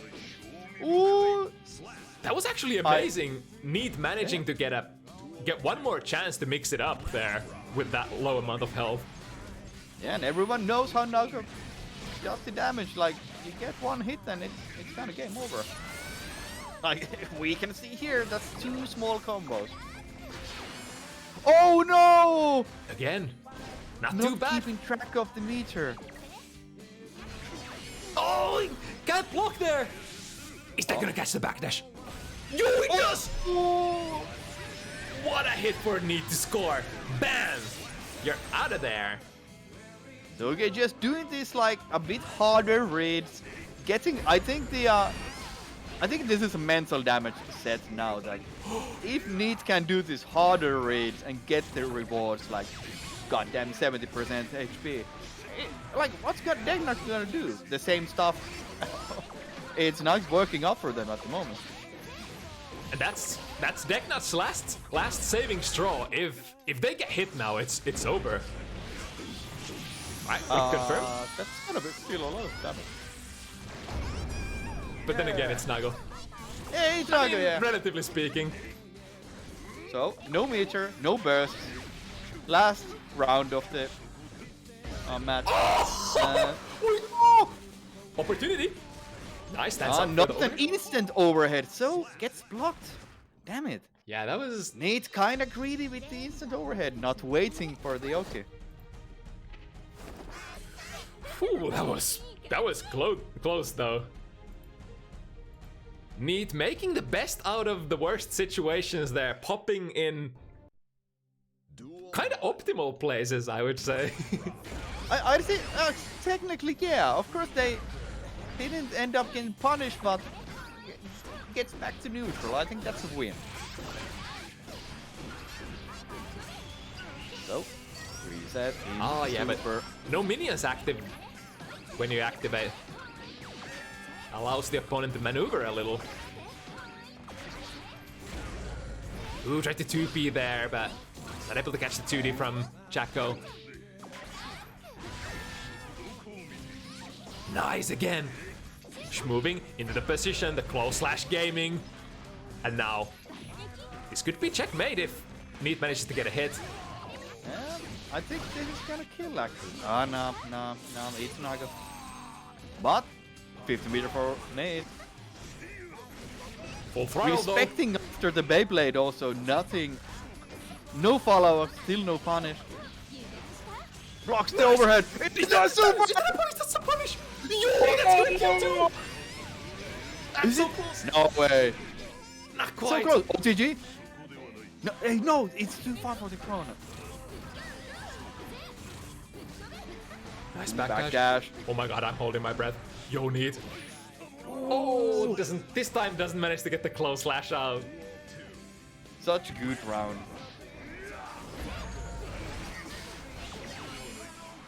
And not letting minions being set. Throws out the clone. Same old mix up. Lands again, but drops the combo. Nope. Oh, it's really bad. It's still really bad. You don't want to see Nago with 0 blood pressure. Right, immediate burst. Doesn't want to let Neat play at all, if possible. Oh, mashing on wake up. Alright, ended up. Maybe wanted to do a super there, but I don't know. But again, man, that's 2 games back to back where could have been anybody's game. This is so stressful. Yeah, Neat saying after the first match that why is she getting matched against the people with the cloud gas, but I don't see why not, honestly. Duel 1. Like, if this is the proof that she shouldn't get matched against a cloud gas player, I don't know, man. It sure does look like it. Yeah, Neat is honestly a beast. Nani whiffing the throw and gets in. Kinda, even though you're whiffing throws, like the way Deknud is playing, they're not really getting punished. But that's good.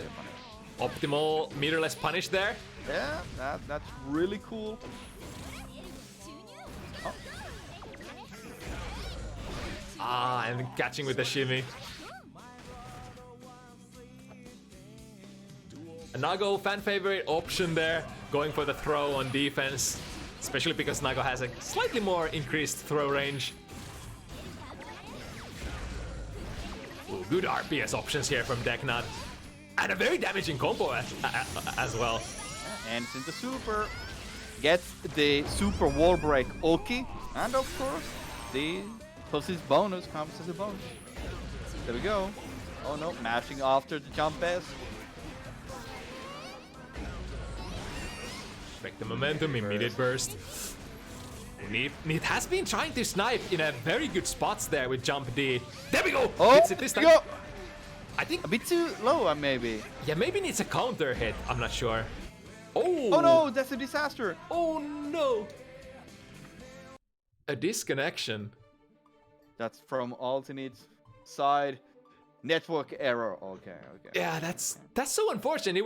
She had a pretty decent momentum riding there.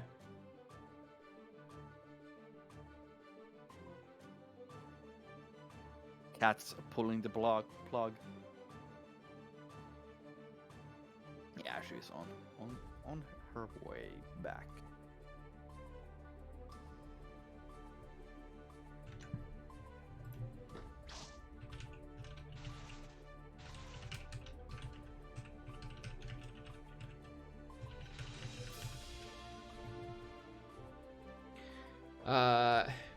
I forgot to check. What was the situation there? I'm not sure how to score that. I guess That's a good question. gentleman rules? Question mark? Do we just replay? Unless Deknud wants to take a point there, I'm going to assume we go with gentleman rules and just replay, because it was pretty decent position for Neat at the end. I'm gonna say it was Neat was down one round and really weak and just ate the counter hit, so... Alright, Deknud says... I would honestly point it for, if I were to call it for Deknud, but... If they're fine with replaying, Yeah. that's a really honorable choice.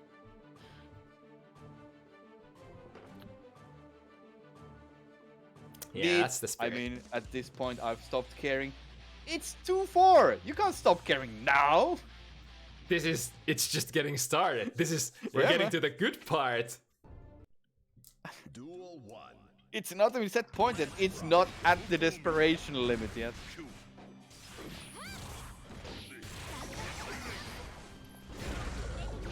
Alright, good option there. Judy going under too heavy once again. Okay, out of minion meter, but refreshing it with the super. Keeps out the pressure. Yeah, it does deal some chip damage slowly, so you gotta do something. Is that enough? That should be enough. Even That on should Nago. be enough. No!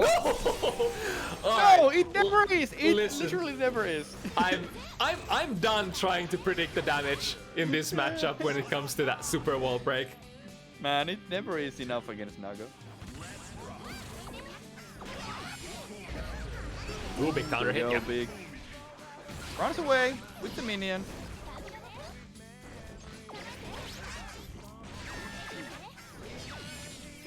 So, this is one thing that actually killing the minions, it's a pretty big hit against Jacko, because her minion gauge in this game, like, it's not infinite. You actually do run out of minions if they get killed.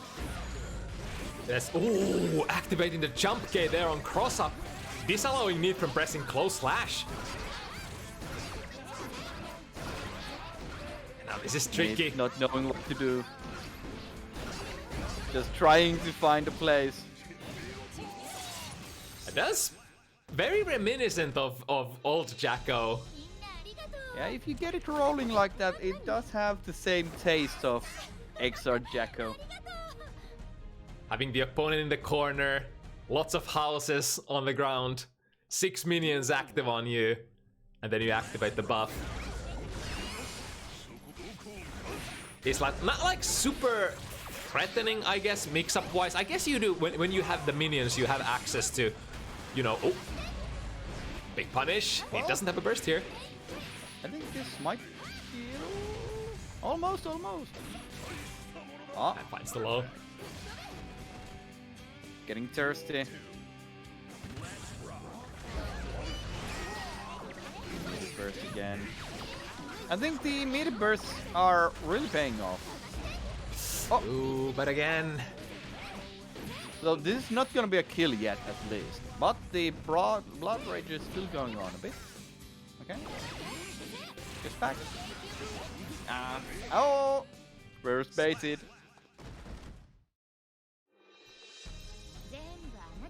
I wonder. It does feel like Need has been getting a little discouraged.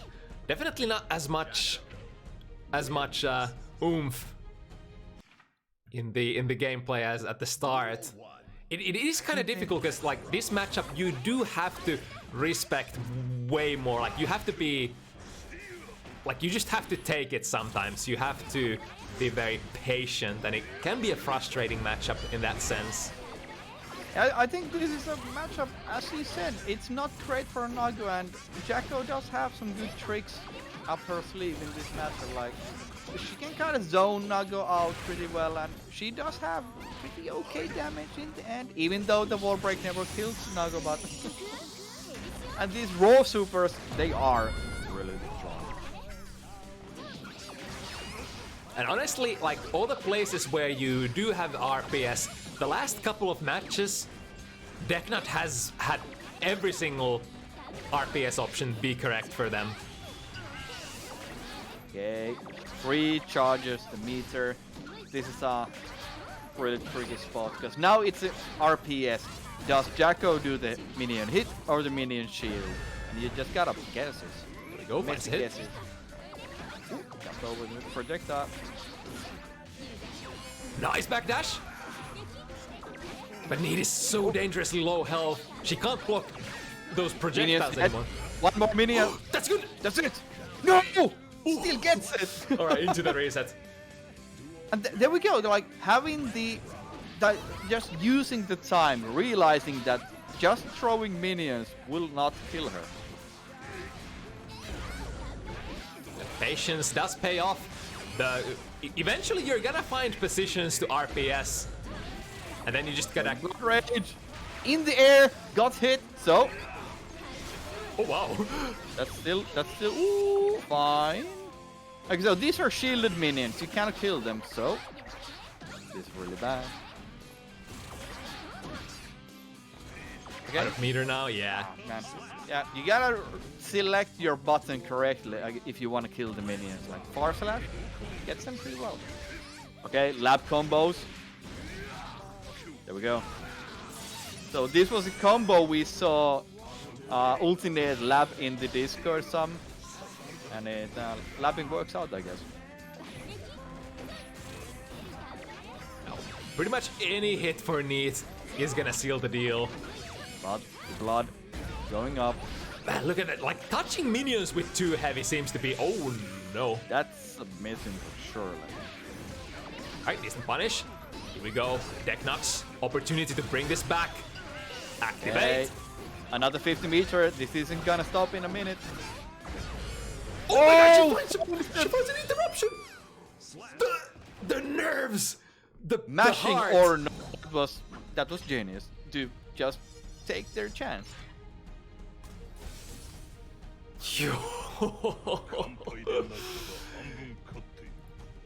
These are situations where you can always argue that mashing is not smart, but honestly, at this points where you don't know what the fuck you're supposed to do, and you're gonna die if you don't do anything. I mean, why not?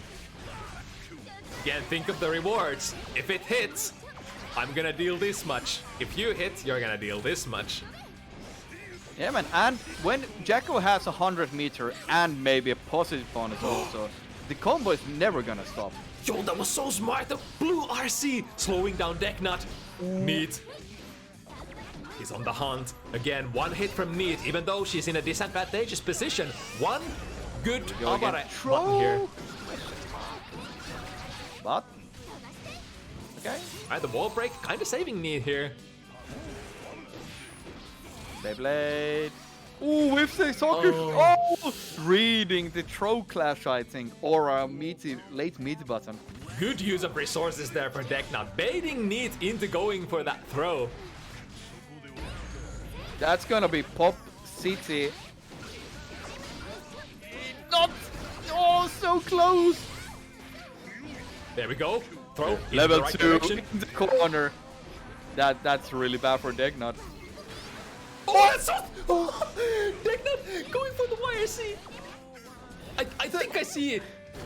Deknud tried to YRC Neat back to neutral and then get the blood rage, but yeah. Neat RC'd there. That's madness. 200 IQ play. One more chance.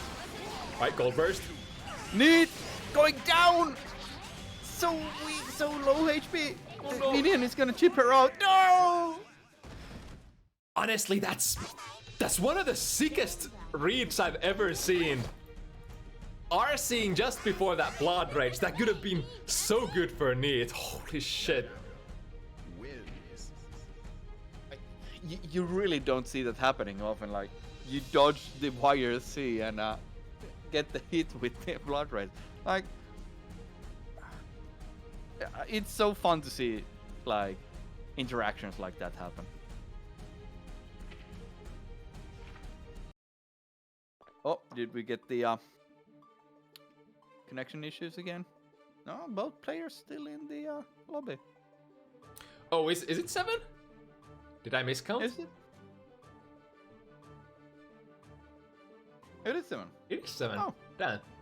Very well done. Yeah, I mean, yeah, it's... I mean, it's gonna show the proper numbers for the players. Just that somebody forgot to put an extra point on Deknud. Collusion? Question mark? Inside. Well, I mean, honestly, that was a good set. And if we go by ULTINEET's story of not giving shit, I think they surely seem to give shit. Apart from that one round or one match where they kind of threw it with the random blood rages. And honestly, I think they did well. Deknud just kind of had the upper hand in the mix-up corner, the situations in the corner.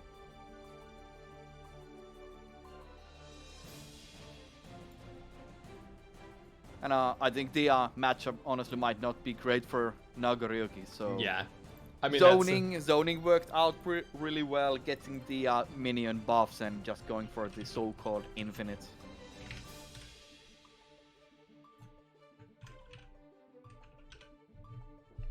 All right, next up, a classic protagonist matchup. Oh yeah. I've been actually waiting for us to have this matchup more often. It's a fun one. Says the Soul Gamer. I see Gonzako has stolen the left cab, so names are wrong now.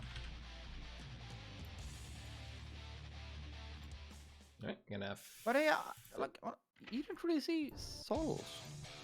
To be honest, like considering how strong the character is, you don't really see soul players. Yeah, it's kind of funny. I feel like Soul not the fan favorite character, and it just ends up being like at the start of the game's lifespan, people just didn't pick Soul as much for the love of the character. So now that we got like adjustments on Soul, the players who were just chasing the tiers have have sort of abandoned the boat. And maybe Soul in this game not the most interesting character. But Yeah, Kai I guess- seems to be doing good stuff all the time. It's kind of debatable. I feel like yes, Soul by design is I guess not the most interesting character overall. If you like Rushdown, then like sure, but there's a little bit of some sort of finesse that Soul lacks in Strive compared to old games for sure. No, I mean we still seen like these players playing pretty footsies game, which is not something you honestly see a lot of Souls do, or to be honest, a lot of Kais do, like keeping the correct distances and spacings. Yeah, I want to say the higher level you go, the more footsies you're gonna be seeing in this matchup. Ooh, nice, grabs the DP. Yep. Oh, but he still does Another it. one. I mean, if you have 100 meters, just let it rip. I'm seeing some stutters. I hope the connection is okay for the players. I think it's Spain to Portugal, so should be decent. Ooh, there we go. And even gets the unprorated version when the RC. Yo, the bait on the YRC and the max loops. Bam! Gonzako. I love those heavy slash loops. Like, just press the button and it's a combo. Yeah, that's oftentimes it's his best, most damaging option in the corner. Ooh, gets a combo. 5k micro dash. 5k. Man. Who gave 5k a dash cancel? Okay, YRC. Ooh. Haven't seen a lot of YRCs today. Frame trapping. Ooh, that's gonna be a big one. Has the arm. Yep. Yeah. Ooh, ooh. Ooh. Interesting. I think it would have done more damage just letting the RTL hit. But, Yeah, I mean, shape wonder. damage works. I wonder. It's gotta. Blue Hex gotta have been in that situation before, and I guess they would know that it was gonna be more damage RCing. I don't know, it's interesting. It was really close. Again.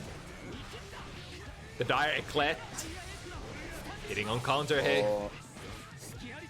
Blue Hex really, as I said, playing the spacing game really well. Like, a lot of whiff punishes on Gonzako. Hard bait there from Blue Hex. Gonzako doesn't bite! Even in the face of defeat here in this game. Yo, the delay! Really close. The chase. Yo, that was kind of smart, I think.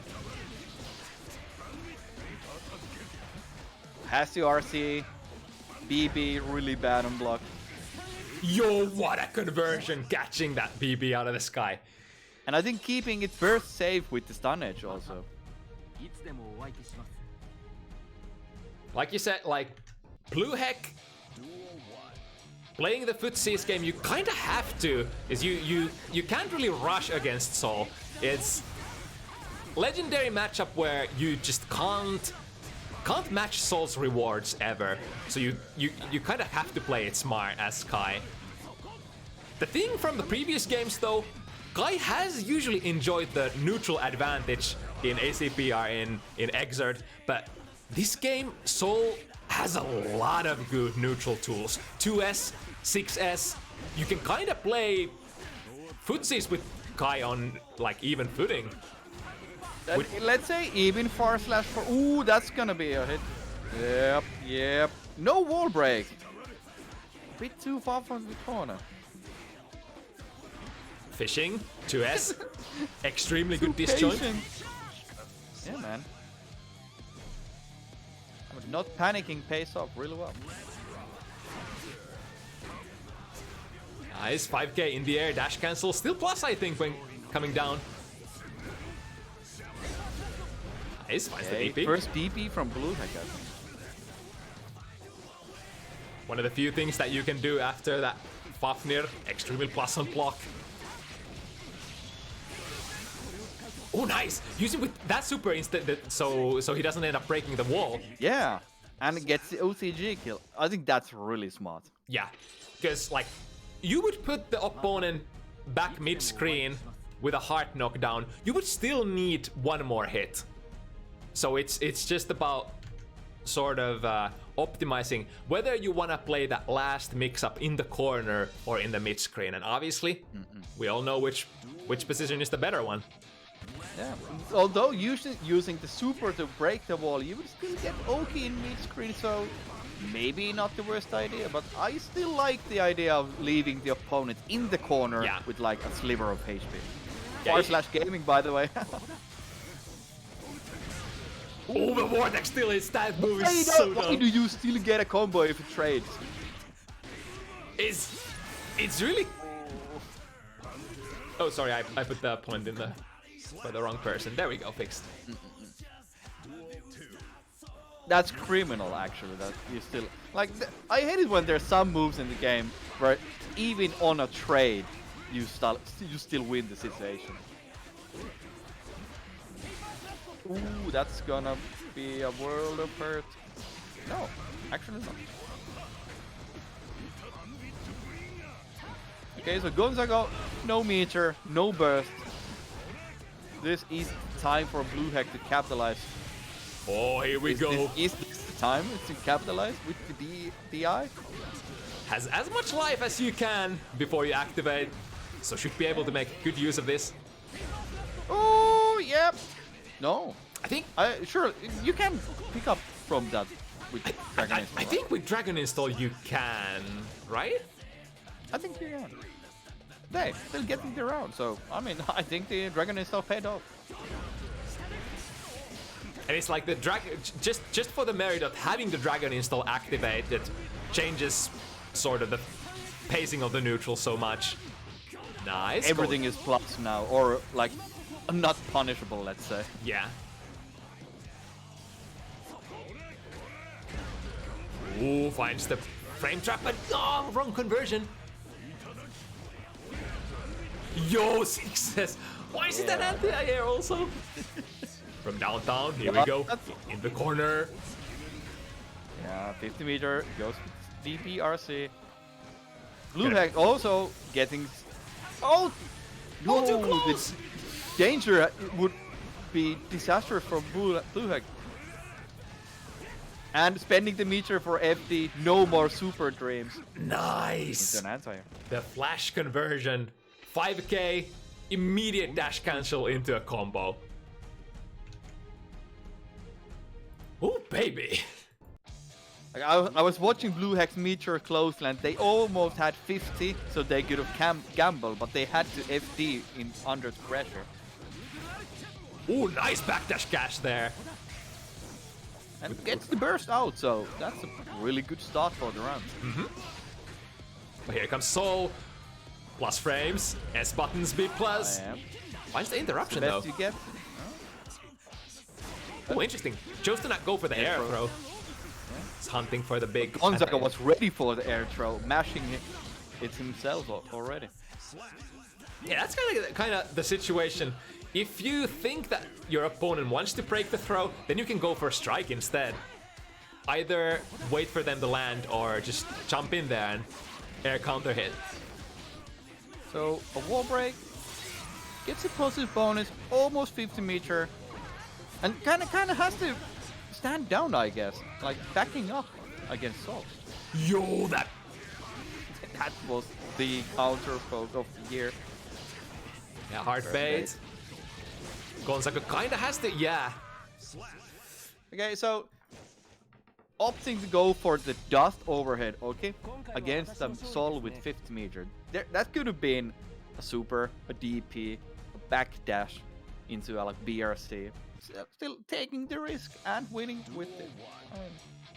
You gotta take bold risks against bold players. Blue Hack flowed really nicely that round. Even despite that hard bait, still kept the pressure and capitalized on Gonzako. Waiting for their turn.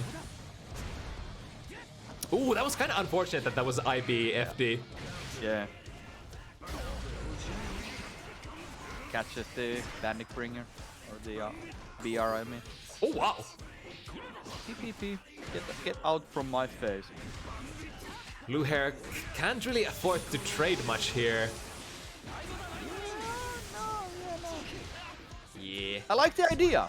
I like the idea of just getting out and dealing the damage, but no. Just hitting Nice. the air. 2D counter hit. Straight into the corner. Got the electricity on. Okay. And Gets cash the it out. damage. Yeah, in this situation where you sort of are still far away from the kill, obviously worth it to take the RTL. What the fuck was that? Interesting. What the fuck was that? Uh-oh. Oh, holds the vortex a little too long. Oh yeah, that's gonna not hurt actually. Misses. Yeah, Weird misses. situations where you do the BNB and it kind of just whiffs because the spacing is a bit too far, and then you drop the combo and you lose your flow. Nice, the very delayed direct clit. Plus frames. Executed, nice. That's also that direct clit on block for Soul, having that access to that very fast 6 heavy. Not safe. Okay, really scared of getting hit by a random hit. Yeah, there we go. But at the same You know time, it's gonna come at some point. Yeah. You just gotta be ready to like cover some large area. Go from the air, for example. You don't gotta worry about lows, but you gotta land at some point. at the same time, even though Blue Hack is one hit away from finishing the round, it goes both ways. If Soul counter hits there, True, very true. Yeah, it's over.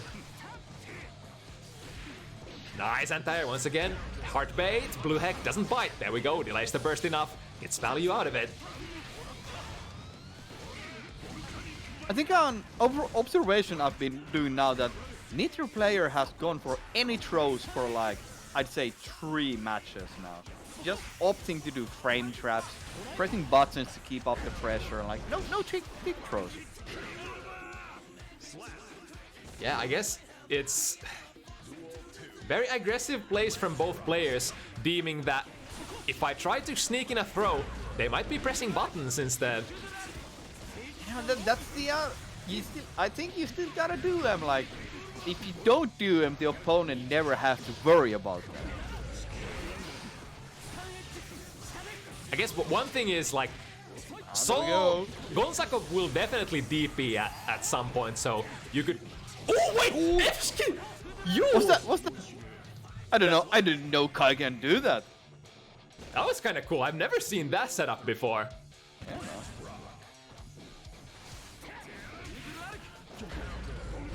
Learning new tech. Not a disastrous hit from Gonzako there, but still dealing the damage they need to deal. Uh-oh. Blueheck has to be thinking about the burst here. I really wouldn't burst yet. Again, I think Smart. just opting to leave it in the corner again. So smart. Ended the combo into a heavy knockdown, but not a wall break. And then threatened with the throw. That was the perfect setup for basically, yeah, couldn't have done it better myself. Yeah, like why let them get away with the wall break without the super wall break? Let's just keep them in the corner. If they have a lot of HP, then it's always a bit questionable because the wall is gonna break on the next hit. But when they are on the edge of their life, maybe just leave them down. Alright, Blueheck still wants to play this. Ooh, nice. Full single butter on Gonzako, so anything will kill. Nice. Respects the second hit. Frame trap. Gets out. Yeah, has to RC this soul. And yeah. Was it even a question?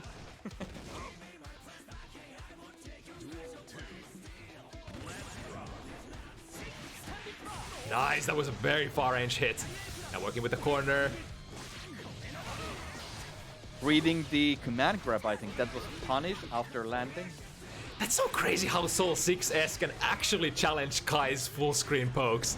Yeah. That's coming from the old games, that's just unheard of. The risk gauge is looking really bad for Blueheck. Really important for Blueheck to get this pressure going. The risk is slowly reducing. Nice. So Gonzako has no HP. Nice! Whipping a button against Kai when Kai has the scum edge, it's kind of scary because it's pretty easy to whip punish anything with it. Nice, catches the backdash. Here we go, execute it in the corner. Here we go, the Kai position. Punish, yes! Yeah! Gonzako doesn't have a burst yet. It's a lot of damage done. Again! Let's go! The extra overhead. I know Blueheck with a massive lead, but Soul, we all know Soul. Oh, nice. Manages to bash the super. Bam. Even though Soul has good recovery on their buttons, you will get hit by supers in the middle of your block strings. Yep.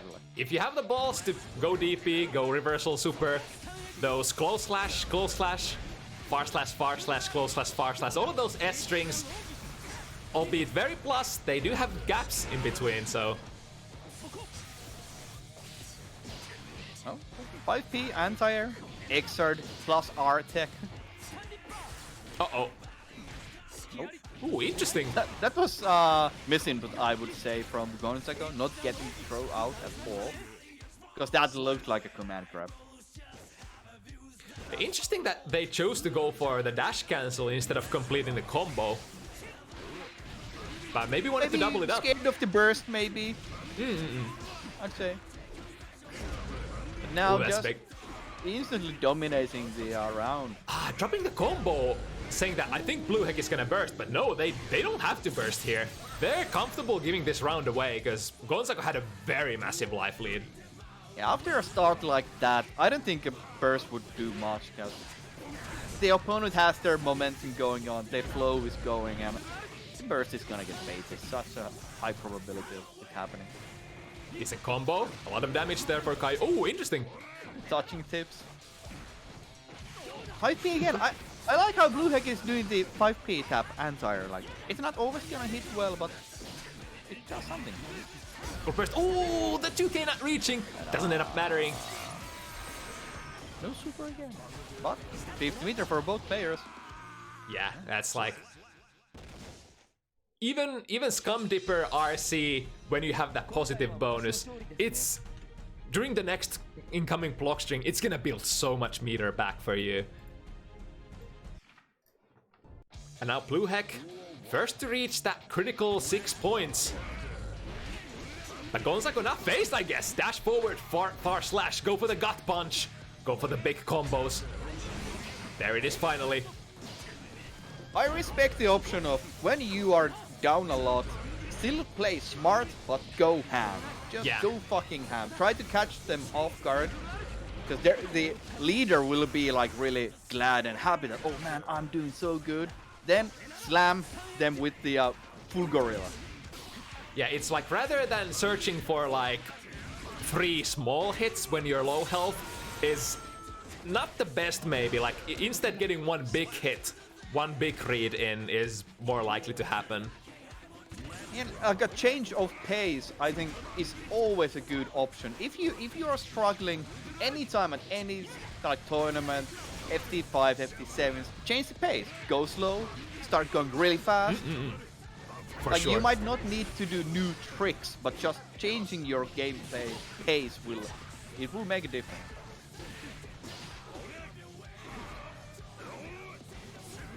Right, again, this delicate situation, nice punish. Again, direct plate, even at almost full range, gets punished by Soul 6 Heavy so easily. Oh no! Oh my goodness. Disaster! Then we punish. Oh no! Soul, no! The DP! Please die so you can give the man some recovery frames. Yeah, even though they've already given some, it could definitely have more. The SDP, very fast on recovery. It's the same for Leo also, like, the goddamn SPPs in this game. Oh, interesting. Gonzako able to get the gut punch there as an anti-air against Woodrar. Oh, that's a big one. Oh, okay. Back in the corner. Blue Heck not letting Gonzako out this time. Keeping the spacing again.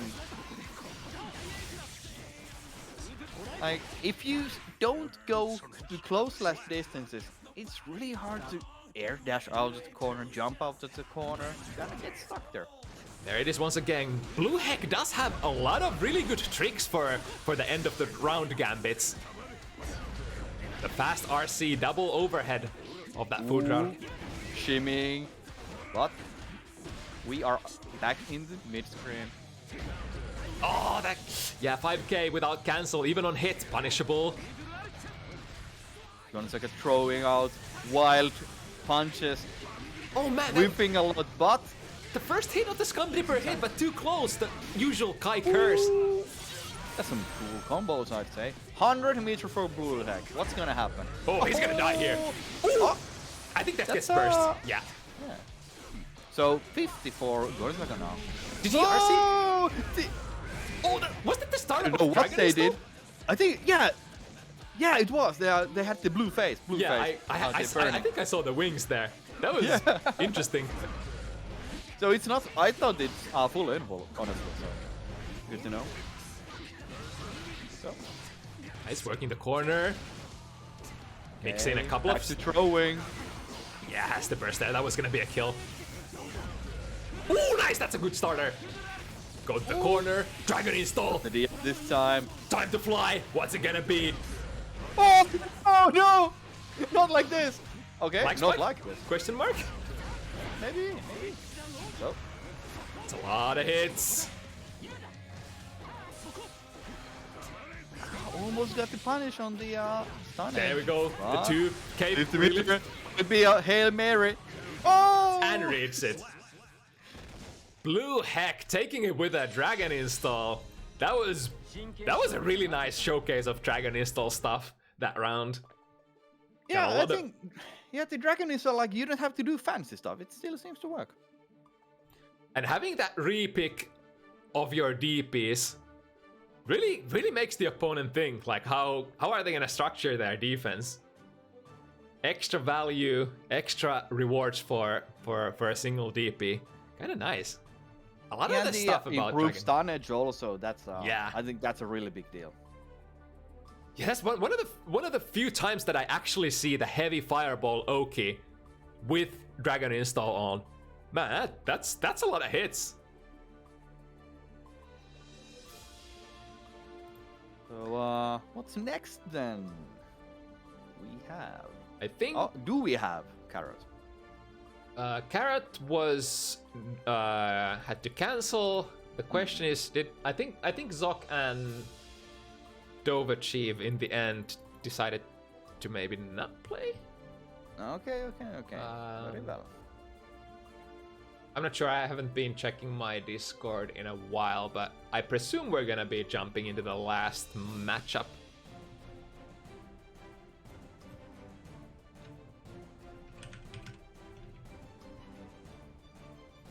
So we have our man Shady, usually playing Gold Lewis lately, against BansheeBomb, Giovanna. So Mama. I have no idea about this matchup, honestly, if it's good for either player. I would kind of imagine that Bot has a lot of issues because Giovanna can just pretty much punish anything from any range. The rewards might not be incredible, but they are really consistent. Mm-hmm. Then again, like, to be super effective, Gio kinda has to eventually go in, which is obviously the position that Potemkin loves to play at. It is interesting how, so I wanna say, so in Guilty Gear games you usually see people being married to one character only, because this is a very matchup based game. You kind of need to play a lot on your main character to get super good.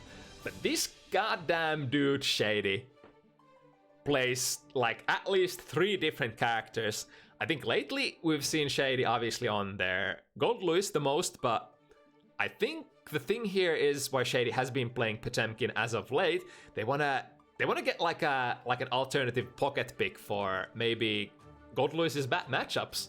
So yeah, I've seen Shady kind of feeling Potemkin also, like seeming kind of happy about their performance with the character, and I think just having fun with Potemkin, which is a lot of people I don't think have a lot of fun with Potemkin in this game, because it's kind of rough as Potemkin.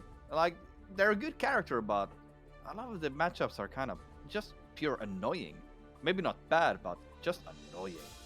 But that's kind of the life you choose when you do pick Potemkin. And to be honest, like, Potemkin is in a better position than he's been in a long while.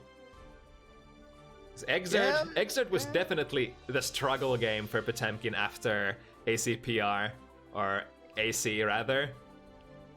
Not the fall from grace. And then kinda small redemption arc coming back in this game, and now, like, arguably people do put Potemkin in various different tiers, but I think it is like decent A tier. Yeah, or A minus. Potemkin is there with, like, in my opinion, with the mass, like the area of the tier lists where you can't really say who's better than each other. They're just kind of just okay. Then there's a couple S tiers, but we don't talk about those. But hey, Giovanna apparently is like really high tier character in Japan, or so they say. So I don't know about Potemkin really, but like just talking about those tier lists, I think Giovanna here might be the favorite to win. Yeah, it's really interesting Shade how is a gamer. Yeah, it's really interesting how the opinions on different characters change by regions based on, like, if you have strong characters in a particular region for a particular character, then obviously the opinion of that character is gonna be better. And we don't have a whole lot of super strong Giovanna players in Europe, I think. I think that just comes down to like named particular people, really. Like we have a couple really good ones, and I think BansheeBomb like definitely up there for contending with the other top geos of the region. It's looking like the usual Potemkin matchup where you kind of get pushed in the corner, and then you're struggling to get the chance to side switch, and as we see now, but again, kind of getting pushed in the corner. Here we go. Got the side switch. So, oh, lucky. Ooh, tried to go for an anti-air, I think. Yeah. I hate that super, but you can sometimes anti-air it if it's done too high. Because the invulns are not like the full actives, it's just a part of the start. Ooh, nice whip punish there on Shady's 2D. The dash DP. Dash up, DP. Man, that's the gorilla option. Ooh, good damage. Safe jump. BansheeBomb can kind of take it easy here if they want to. Oh, just going in. Milk it. Good position to finish. No super. Shady so close to the burst. Oh, here we go. And whiffing on the light character. The juggle a bit too high. Yeah, kind of unfortunate that Shady wasn't able to set up Garudaoki off that. Yo! There we go. Potemkin. Pressure going on. Ooh, that's one air throw away. Ooh. What a T-flinch. No meter.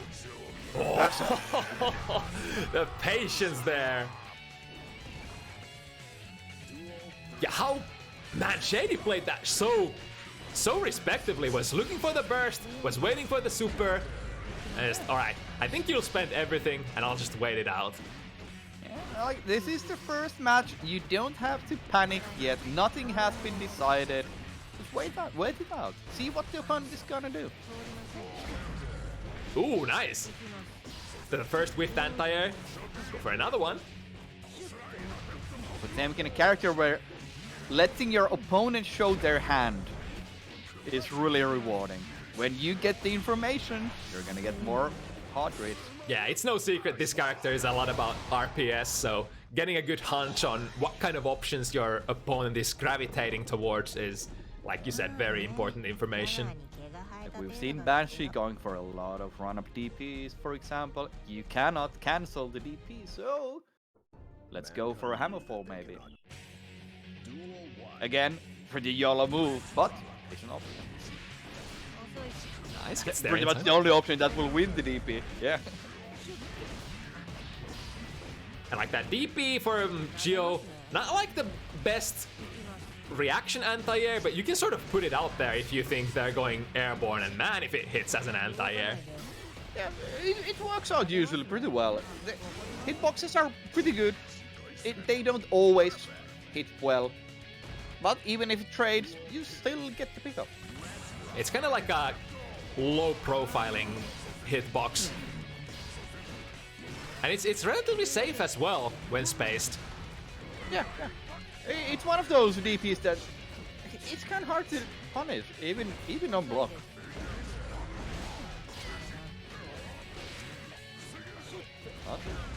In the corner. Ooh. With the Mega Fist, gets in 6k. Garuda. Oh, we saw this just in. I forgot the name of the tournament, but holy shit. I think Shady just whiff punished Geo's 2D there in the previous situation. Yeah, man. Man, Shady being one of the top Street Fighter players as well. Definitely knows their way around footsies. Yo, 6 heavy. I was gonna say lots of stun, but unfortunately that mechanic not present this ride. Oh, whiffing the throw, but Potemkin throw range way better than Giovanna's. Ah, moves the combo. Yeah. Oh! Why not? Yeah, you Forces gotta the burst. that one. Shady maybe doesn't have the burst bait combos. Potemkin, I know, has a reliable burst bait dust combo where you can always bait the immediate burst. Because I've seen a streamer Octopimp doing it every fucking time, and it always works. And 1-1, Shady, the captain of the upcoming team event soon. Captain of Team Finland, showing the stuff here. What was the event even called? It was like some cup, like Europe Cup or whatever. I forgot. Sure. Yeah, both players on the board. Slower around again. Maybe the Gorilla Blood in Banshee kind of slowing down a bit. Maybe they're also looking for those information nuggets. Ooh, that's a nugget you don't want to use. That was crazy. How does Shady not flinch in the face of opponent, like whipping a throw in their face? That's how disciplined they are, honestly. Yeah. I think they knew the opponent had RC. You don't want to go pressing buttons then. But Shady, with the risk, he's gonna die. Very nice whiff punish, man. Off the 50 risk and getting hit with random hit, that's enough.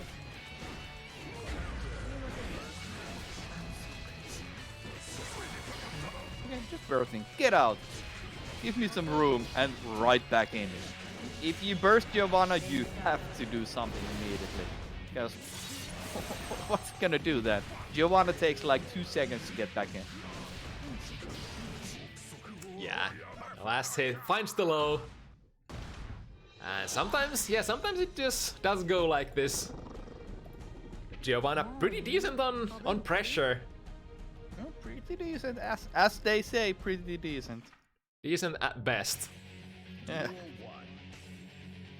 But like that whiff punish on Shady's 6 heavy last round, really putting the cards on the table. BansheeBomb saying, look, if you're gonna whiff anything, I'm ready to like just step dash into a button and you're gonna hit some damage. Yeah, like it's definitely a move that you can kind of just throw out. You have to have the specific like reads against the DP.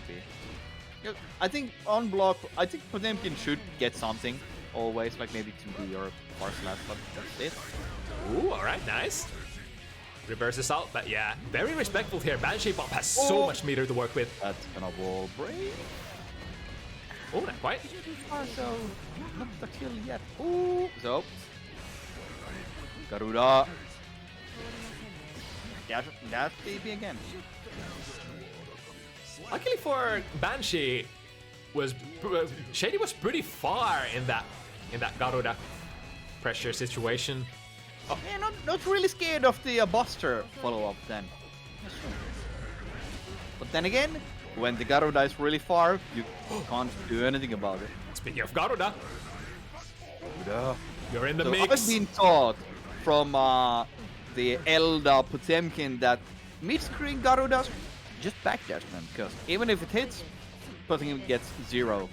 Absolutely nothing from it. So maybe. Oh wow. Hammerfall goes unpunished. Unfortunate for BansheeBomb. Yo, 100 meter. I bet BansheeBomb tried to get Heavenly bait? No. Just hammer. Oh, it's BansheeBomb who's throwing. It's air thrown again. Yo, wait a second. Trading air throws. So many throws happening. Both players kind of scared of doing anything else. There we go. I'm surprised that Shady has been holding on to that back Mega Fist so patiently in the corner. You see, like, lower level Potemkin players just layer oneing into that so much, because like it is kind of decent at dodging a lot of hitboxes on startup. And we saw a really annoying interaction between some moves, because Giovanna did here the dash DP. Shady tried to do slide head, but the slide head won't hit Giovanna, because Giovanna is airborne during the PP. So you can't use the armor in the slide head against it. Man, Banshee has so much stuff. Oh, that's safe. Positive butter, throws out the guile.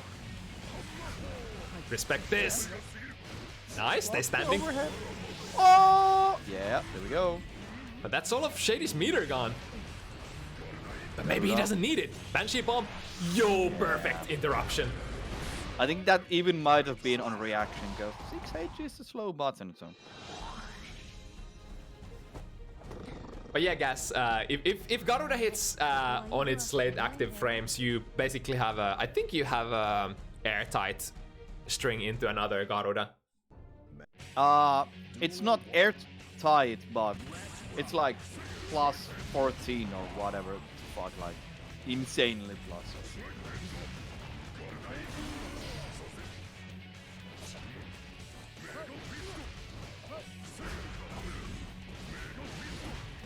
Right, finding a hit. Overall, every time you get hit by Garuda, it's gonna be a gamble.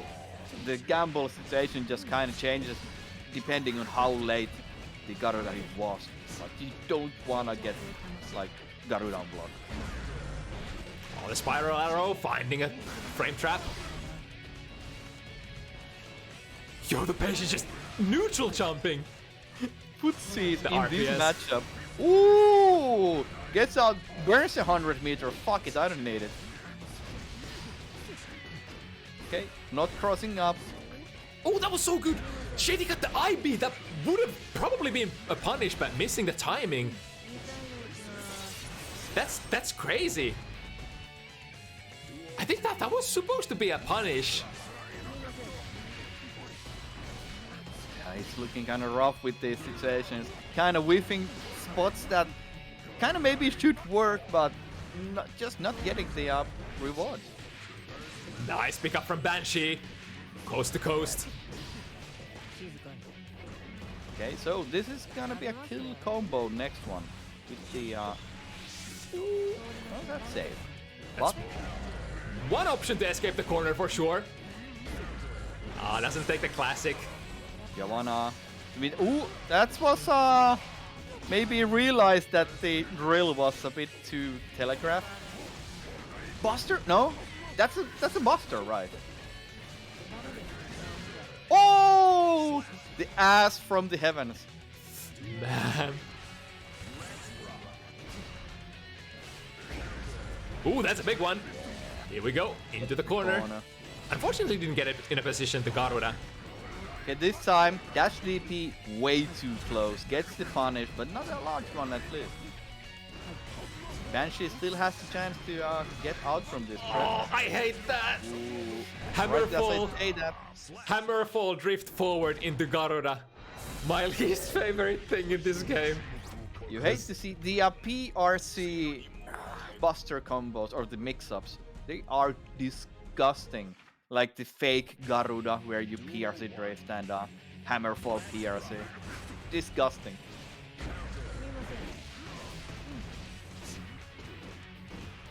Alright, BansheeBomb still with the lead in this national show up of supremacy. Finland versus Sweden.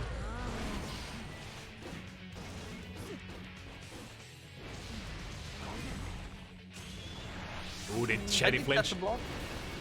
Yeah, Buster? Oh, okay, no, choosing to Buster, take yeah. the... I think that's better than the Buster, right? Yeah, but... Oh! Unless Shady's gonna be feeling that one. Yo, the cheeks! Challenging DP. Okay, Banshee jumping, I think, from 3 of those mix-ups already, so... Shady might be wanting to changing it up. Yeah, Banshee's gotta be fuzzy jumping. They're getting I there. would imagine so. That's, or just hard reading, because PRC is kinda reactable to the situation overall, so maybe just holding up.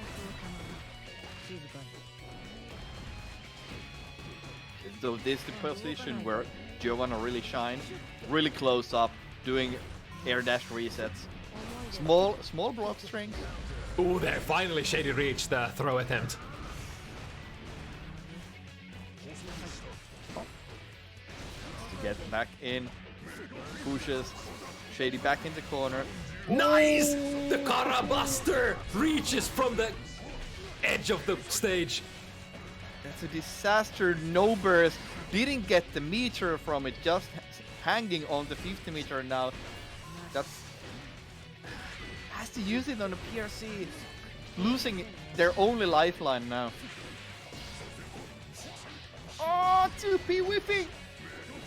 No, but the saving grace, the MVP, the Lord, the Savior. Back Banshee mashing 5p, hoping that Shady would bite and do something drastic, something panicky, but just blocks it. Then Mega Fist lets it rip. Duel 1. Let's rock. You're gonna respect Shady for taking so many throws.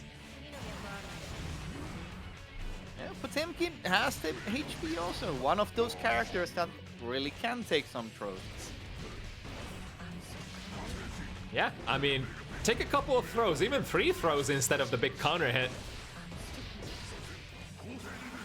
Oh, that was a really ambitious goal burst, but we'll see what happens. Banshee has 50 meters. So next throw should kill. Not even taking the chance. Yeah. I kind of like it, the idea that if you're not sure the RC will be enough to kill, maybe just save it.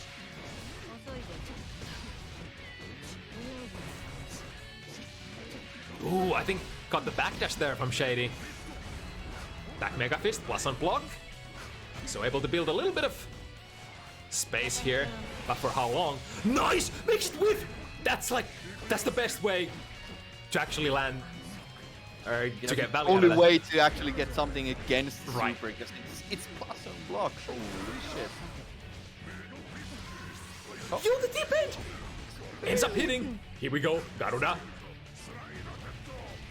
Okay, Footsie's ready to backdash the slide. It's You active won't for get hit by so- those. Ass from the heavens again. Okay, risk gauge going up. Any hit will kill. You know what's it gonna be, and baits it! That's a kill! Oh, Shady. baby! That's what the Potemkin player wants to see. The panic burst, 1 HP left, or let's say enough HP for a buster. The massive advantage here on the last round for Shady. But this is a huge starter. That's on Potemkin, oh my goodness. Counter hit DP on the corner. And 100 meter, full stick of butter. Let's go. Banshee ready to game. It was really important to flip the position there, because Banshee had 100 meter. Ooh, 100 meter for Shady also. Yo, not blockable! Yo, it's Shady! Heavenly, get out of there! With the use No, of 100 it's not meter. over yet. It's not over yet. It's not over yet. That's it. That's it. Banshee still has 50 meter. Oh, damn, that's it. That's it. That's gonna kill. Shady! Potemkin in the lead for the first time in this set. One of those players who take a little bit to get started, maybe, but now the data has been collected. You could also almost taste that coming, like throw the shield out, walk forward, wait for the opponent to jump. That's like textbook heavenly bait. And like especially good against Giovanna, because she has her own super to come down with. Like if you're just like if you're trying to anti-air her on the way down, the super is gonna hit right, and if you do nothing, she's just gonna avoid the Gigantor and be plus. Yeah, yeah. I mean, honestly, like heavenly there was really smart, because there's not like jack shit that Banshee could have done. Other than burst, if they had it, but ooh, that's gonna be big though. Counter hit. Alright, but Shady back to neutral with a lot of meter. Meter. Ooh, he's there, Wow. but is this thing gonna be? I see. It is. No. Drops it. No air throw. Goes for the DP. Whiffs. Throw. Still gets it. Hate to see that happen. Like, kinda doing the right thing, but the spacings just fucks you up. Nice with punish.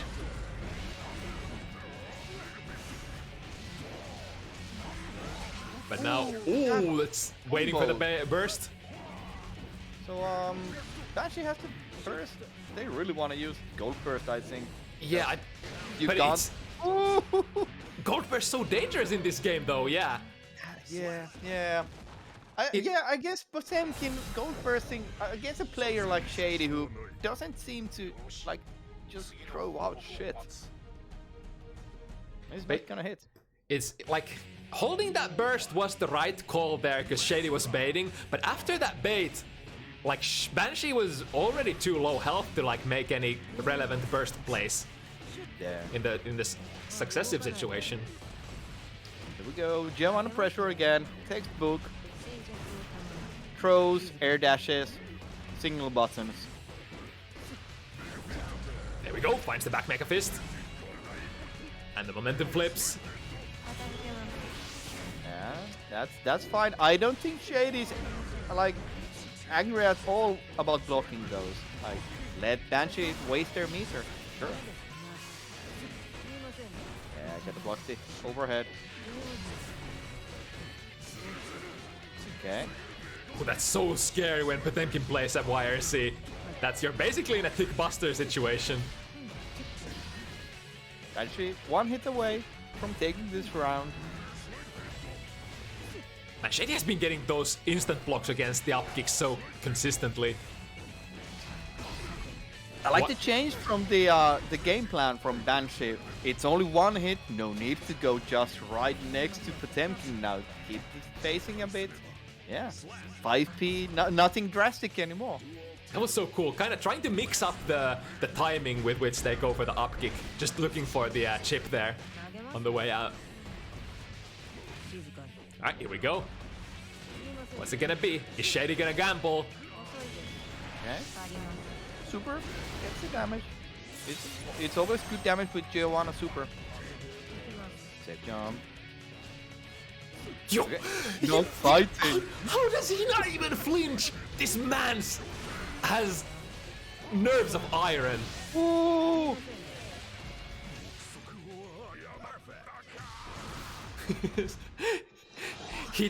Shady just stares at the sun, unblinking. What a fucking madman. But Anyway. it's one of those things that when you play like that, you don't do anything when the opponent like tries to bait something out. It ends up in those weird staring situations because the opponent has already committed to not doing anything. And then neither player does anything and they both react to not doing anything. But still, Shady still did nothing. Alright, fast conversion. It's really good for Banshee. Yeah, man, this kind of pays off really well. Gets the positive bonus. 50 meter again on the board. Oh, throw is enough. So this match is for the evening out of the scores for Banshee. Really wants to get in the leading score situation. Really going ham now. Fantastic IB against DP in the air. Oh, breaking the throw this time. That's dangerous. Looking for the burst. There it is. Gets a gold one. Oh. Has to RC. Yeah, Shady has followed that. Oh, that's it. Yeah. That's it. Well, Mega Fist, always a good option, of course. Not a bad rate. When you have 100 meter, just go for it. If the opponent blocks it, that's a free Garuda on block.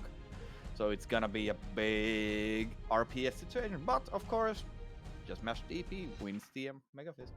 And as fast as Shady got that 2-round lead, our Swedish Geo player BansheeBomb coming back 5 each. Oh, it's just getting started. Moving on to the championship round. Yo, that ring! Oh, so that's what Shady has been reading. I've been like, what are those heats been about that Shady has been playing this whole set? That's kind of cool, honestly. I didn't know that's a thing, like that you can grab it. But of course, because it's airborne. Right. Yeah. I think that might actually kill.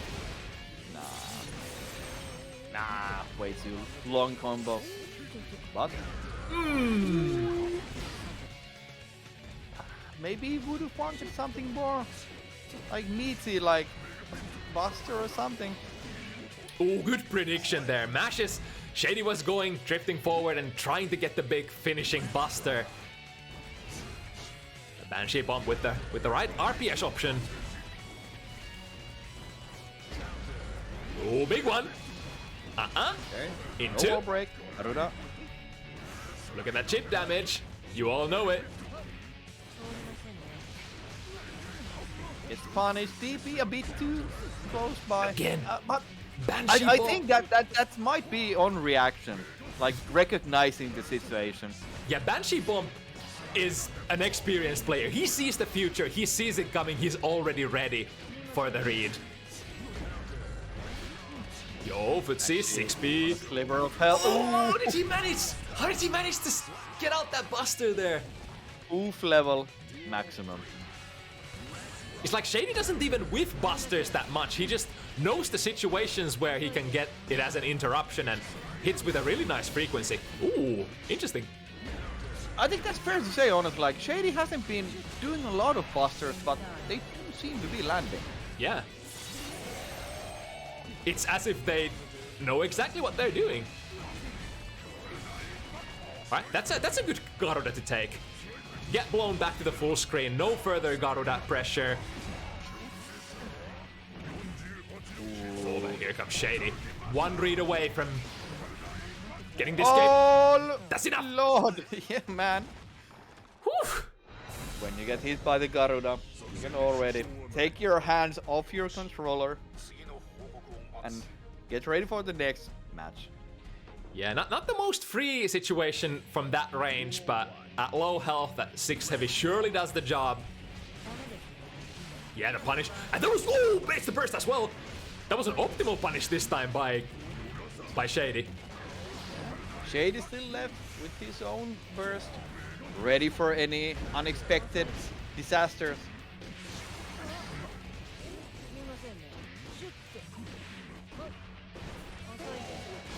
Ends up in the corner. Well, Ooh, yeah. well, this time getting hit and gets the wall break, so he gets safe jump and positive bonus. Was trying to gamble something on the safe jump. Oh, here we go. There's a chance for Shady still. Again, yeah. That's We the all same could have as, seen that coming. same as previous. That's why Shady has been holding on to those anti-airs so much. That's why BansheeBomb has been able to sometimes just jump in and you're like, wait, why isn't he anti-airing? Well, that's why. If It's you one flinch. of those supers that you really can't do anything about it. Like, even on block, you lose the situation. Like, it's a hard one to fight against. Yeah, either gotta make it whiff or meet it in the air. And Potemkin is not very known to, not really known for their mobility to get in the position to intercept very easily. Garuda gets a bit closer. Yeah, back into it. Actually, no meter, no burst, no health. OTG, that's enough. Ooh. Yeah. Shady, set point.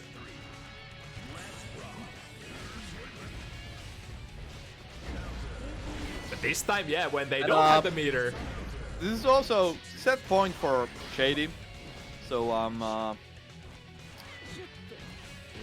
seeing any change of like play from Shady. Just doing the same stuff.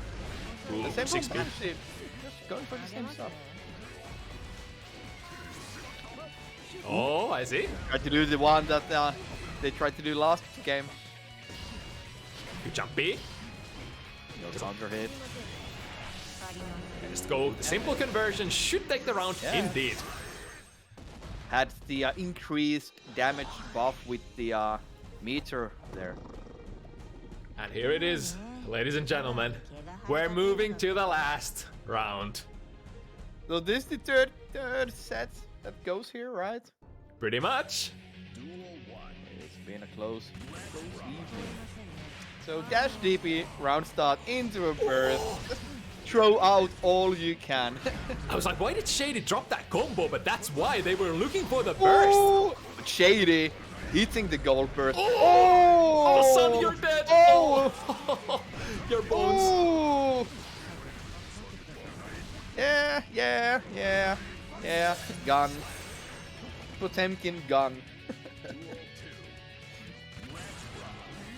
Sometimes you just gotta let it, like, let the gun do the talking. Yeah, I mean, and sometimes you just gotta try to press or do something against it. You can't stay there forever.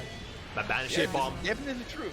But here we see, like, Banshee throwing out the damage just like Shady did last round. Testament to how extremely pressuring pressure is, or how overbearing pressure is in Guilty Gear. Is that an OTG? To the last. Yeah. No, okay. To the last. Well then, Shady with a little bit of a burst advantage here. Oh, good conversion! Wow, that was off a 5B. Ooh! So many busters now! Is this the Shady unlocked? BansheeBomb in trouble! Drift in there. Shady showing that, yeah, I can do Garuda, I can do busters. Nice, Turning BansheeBomb. up to the last gear. Banshee trying to catch up now with so little HP. Good and the punish. risk so high. Shady does have a burst, decides to spend it. Banshee Burst. also with a burst. Oh, this time! Oh! it was too high! Banshee did it from a super jump. So the invoice didn't reach. Shady bets the farm against the super that has been calling him out so far consistently, but this time hits it. How? The praying, the 6P, Shady. If he misses that, I think Shady might have already been doing 6B because it was active already against it. if he misses that, he loses. What a fucking set!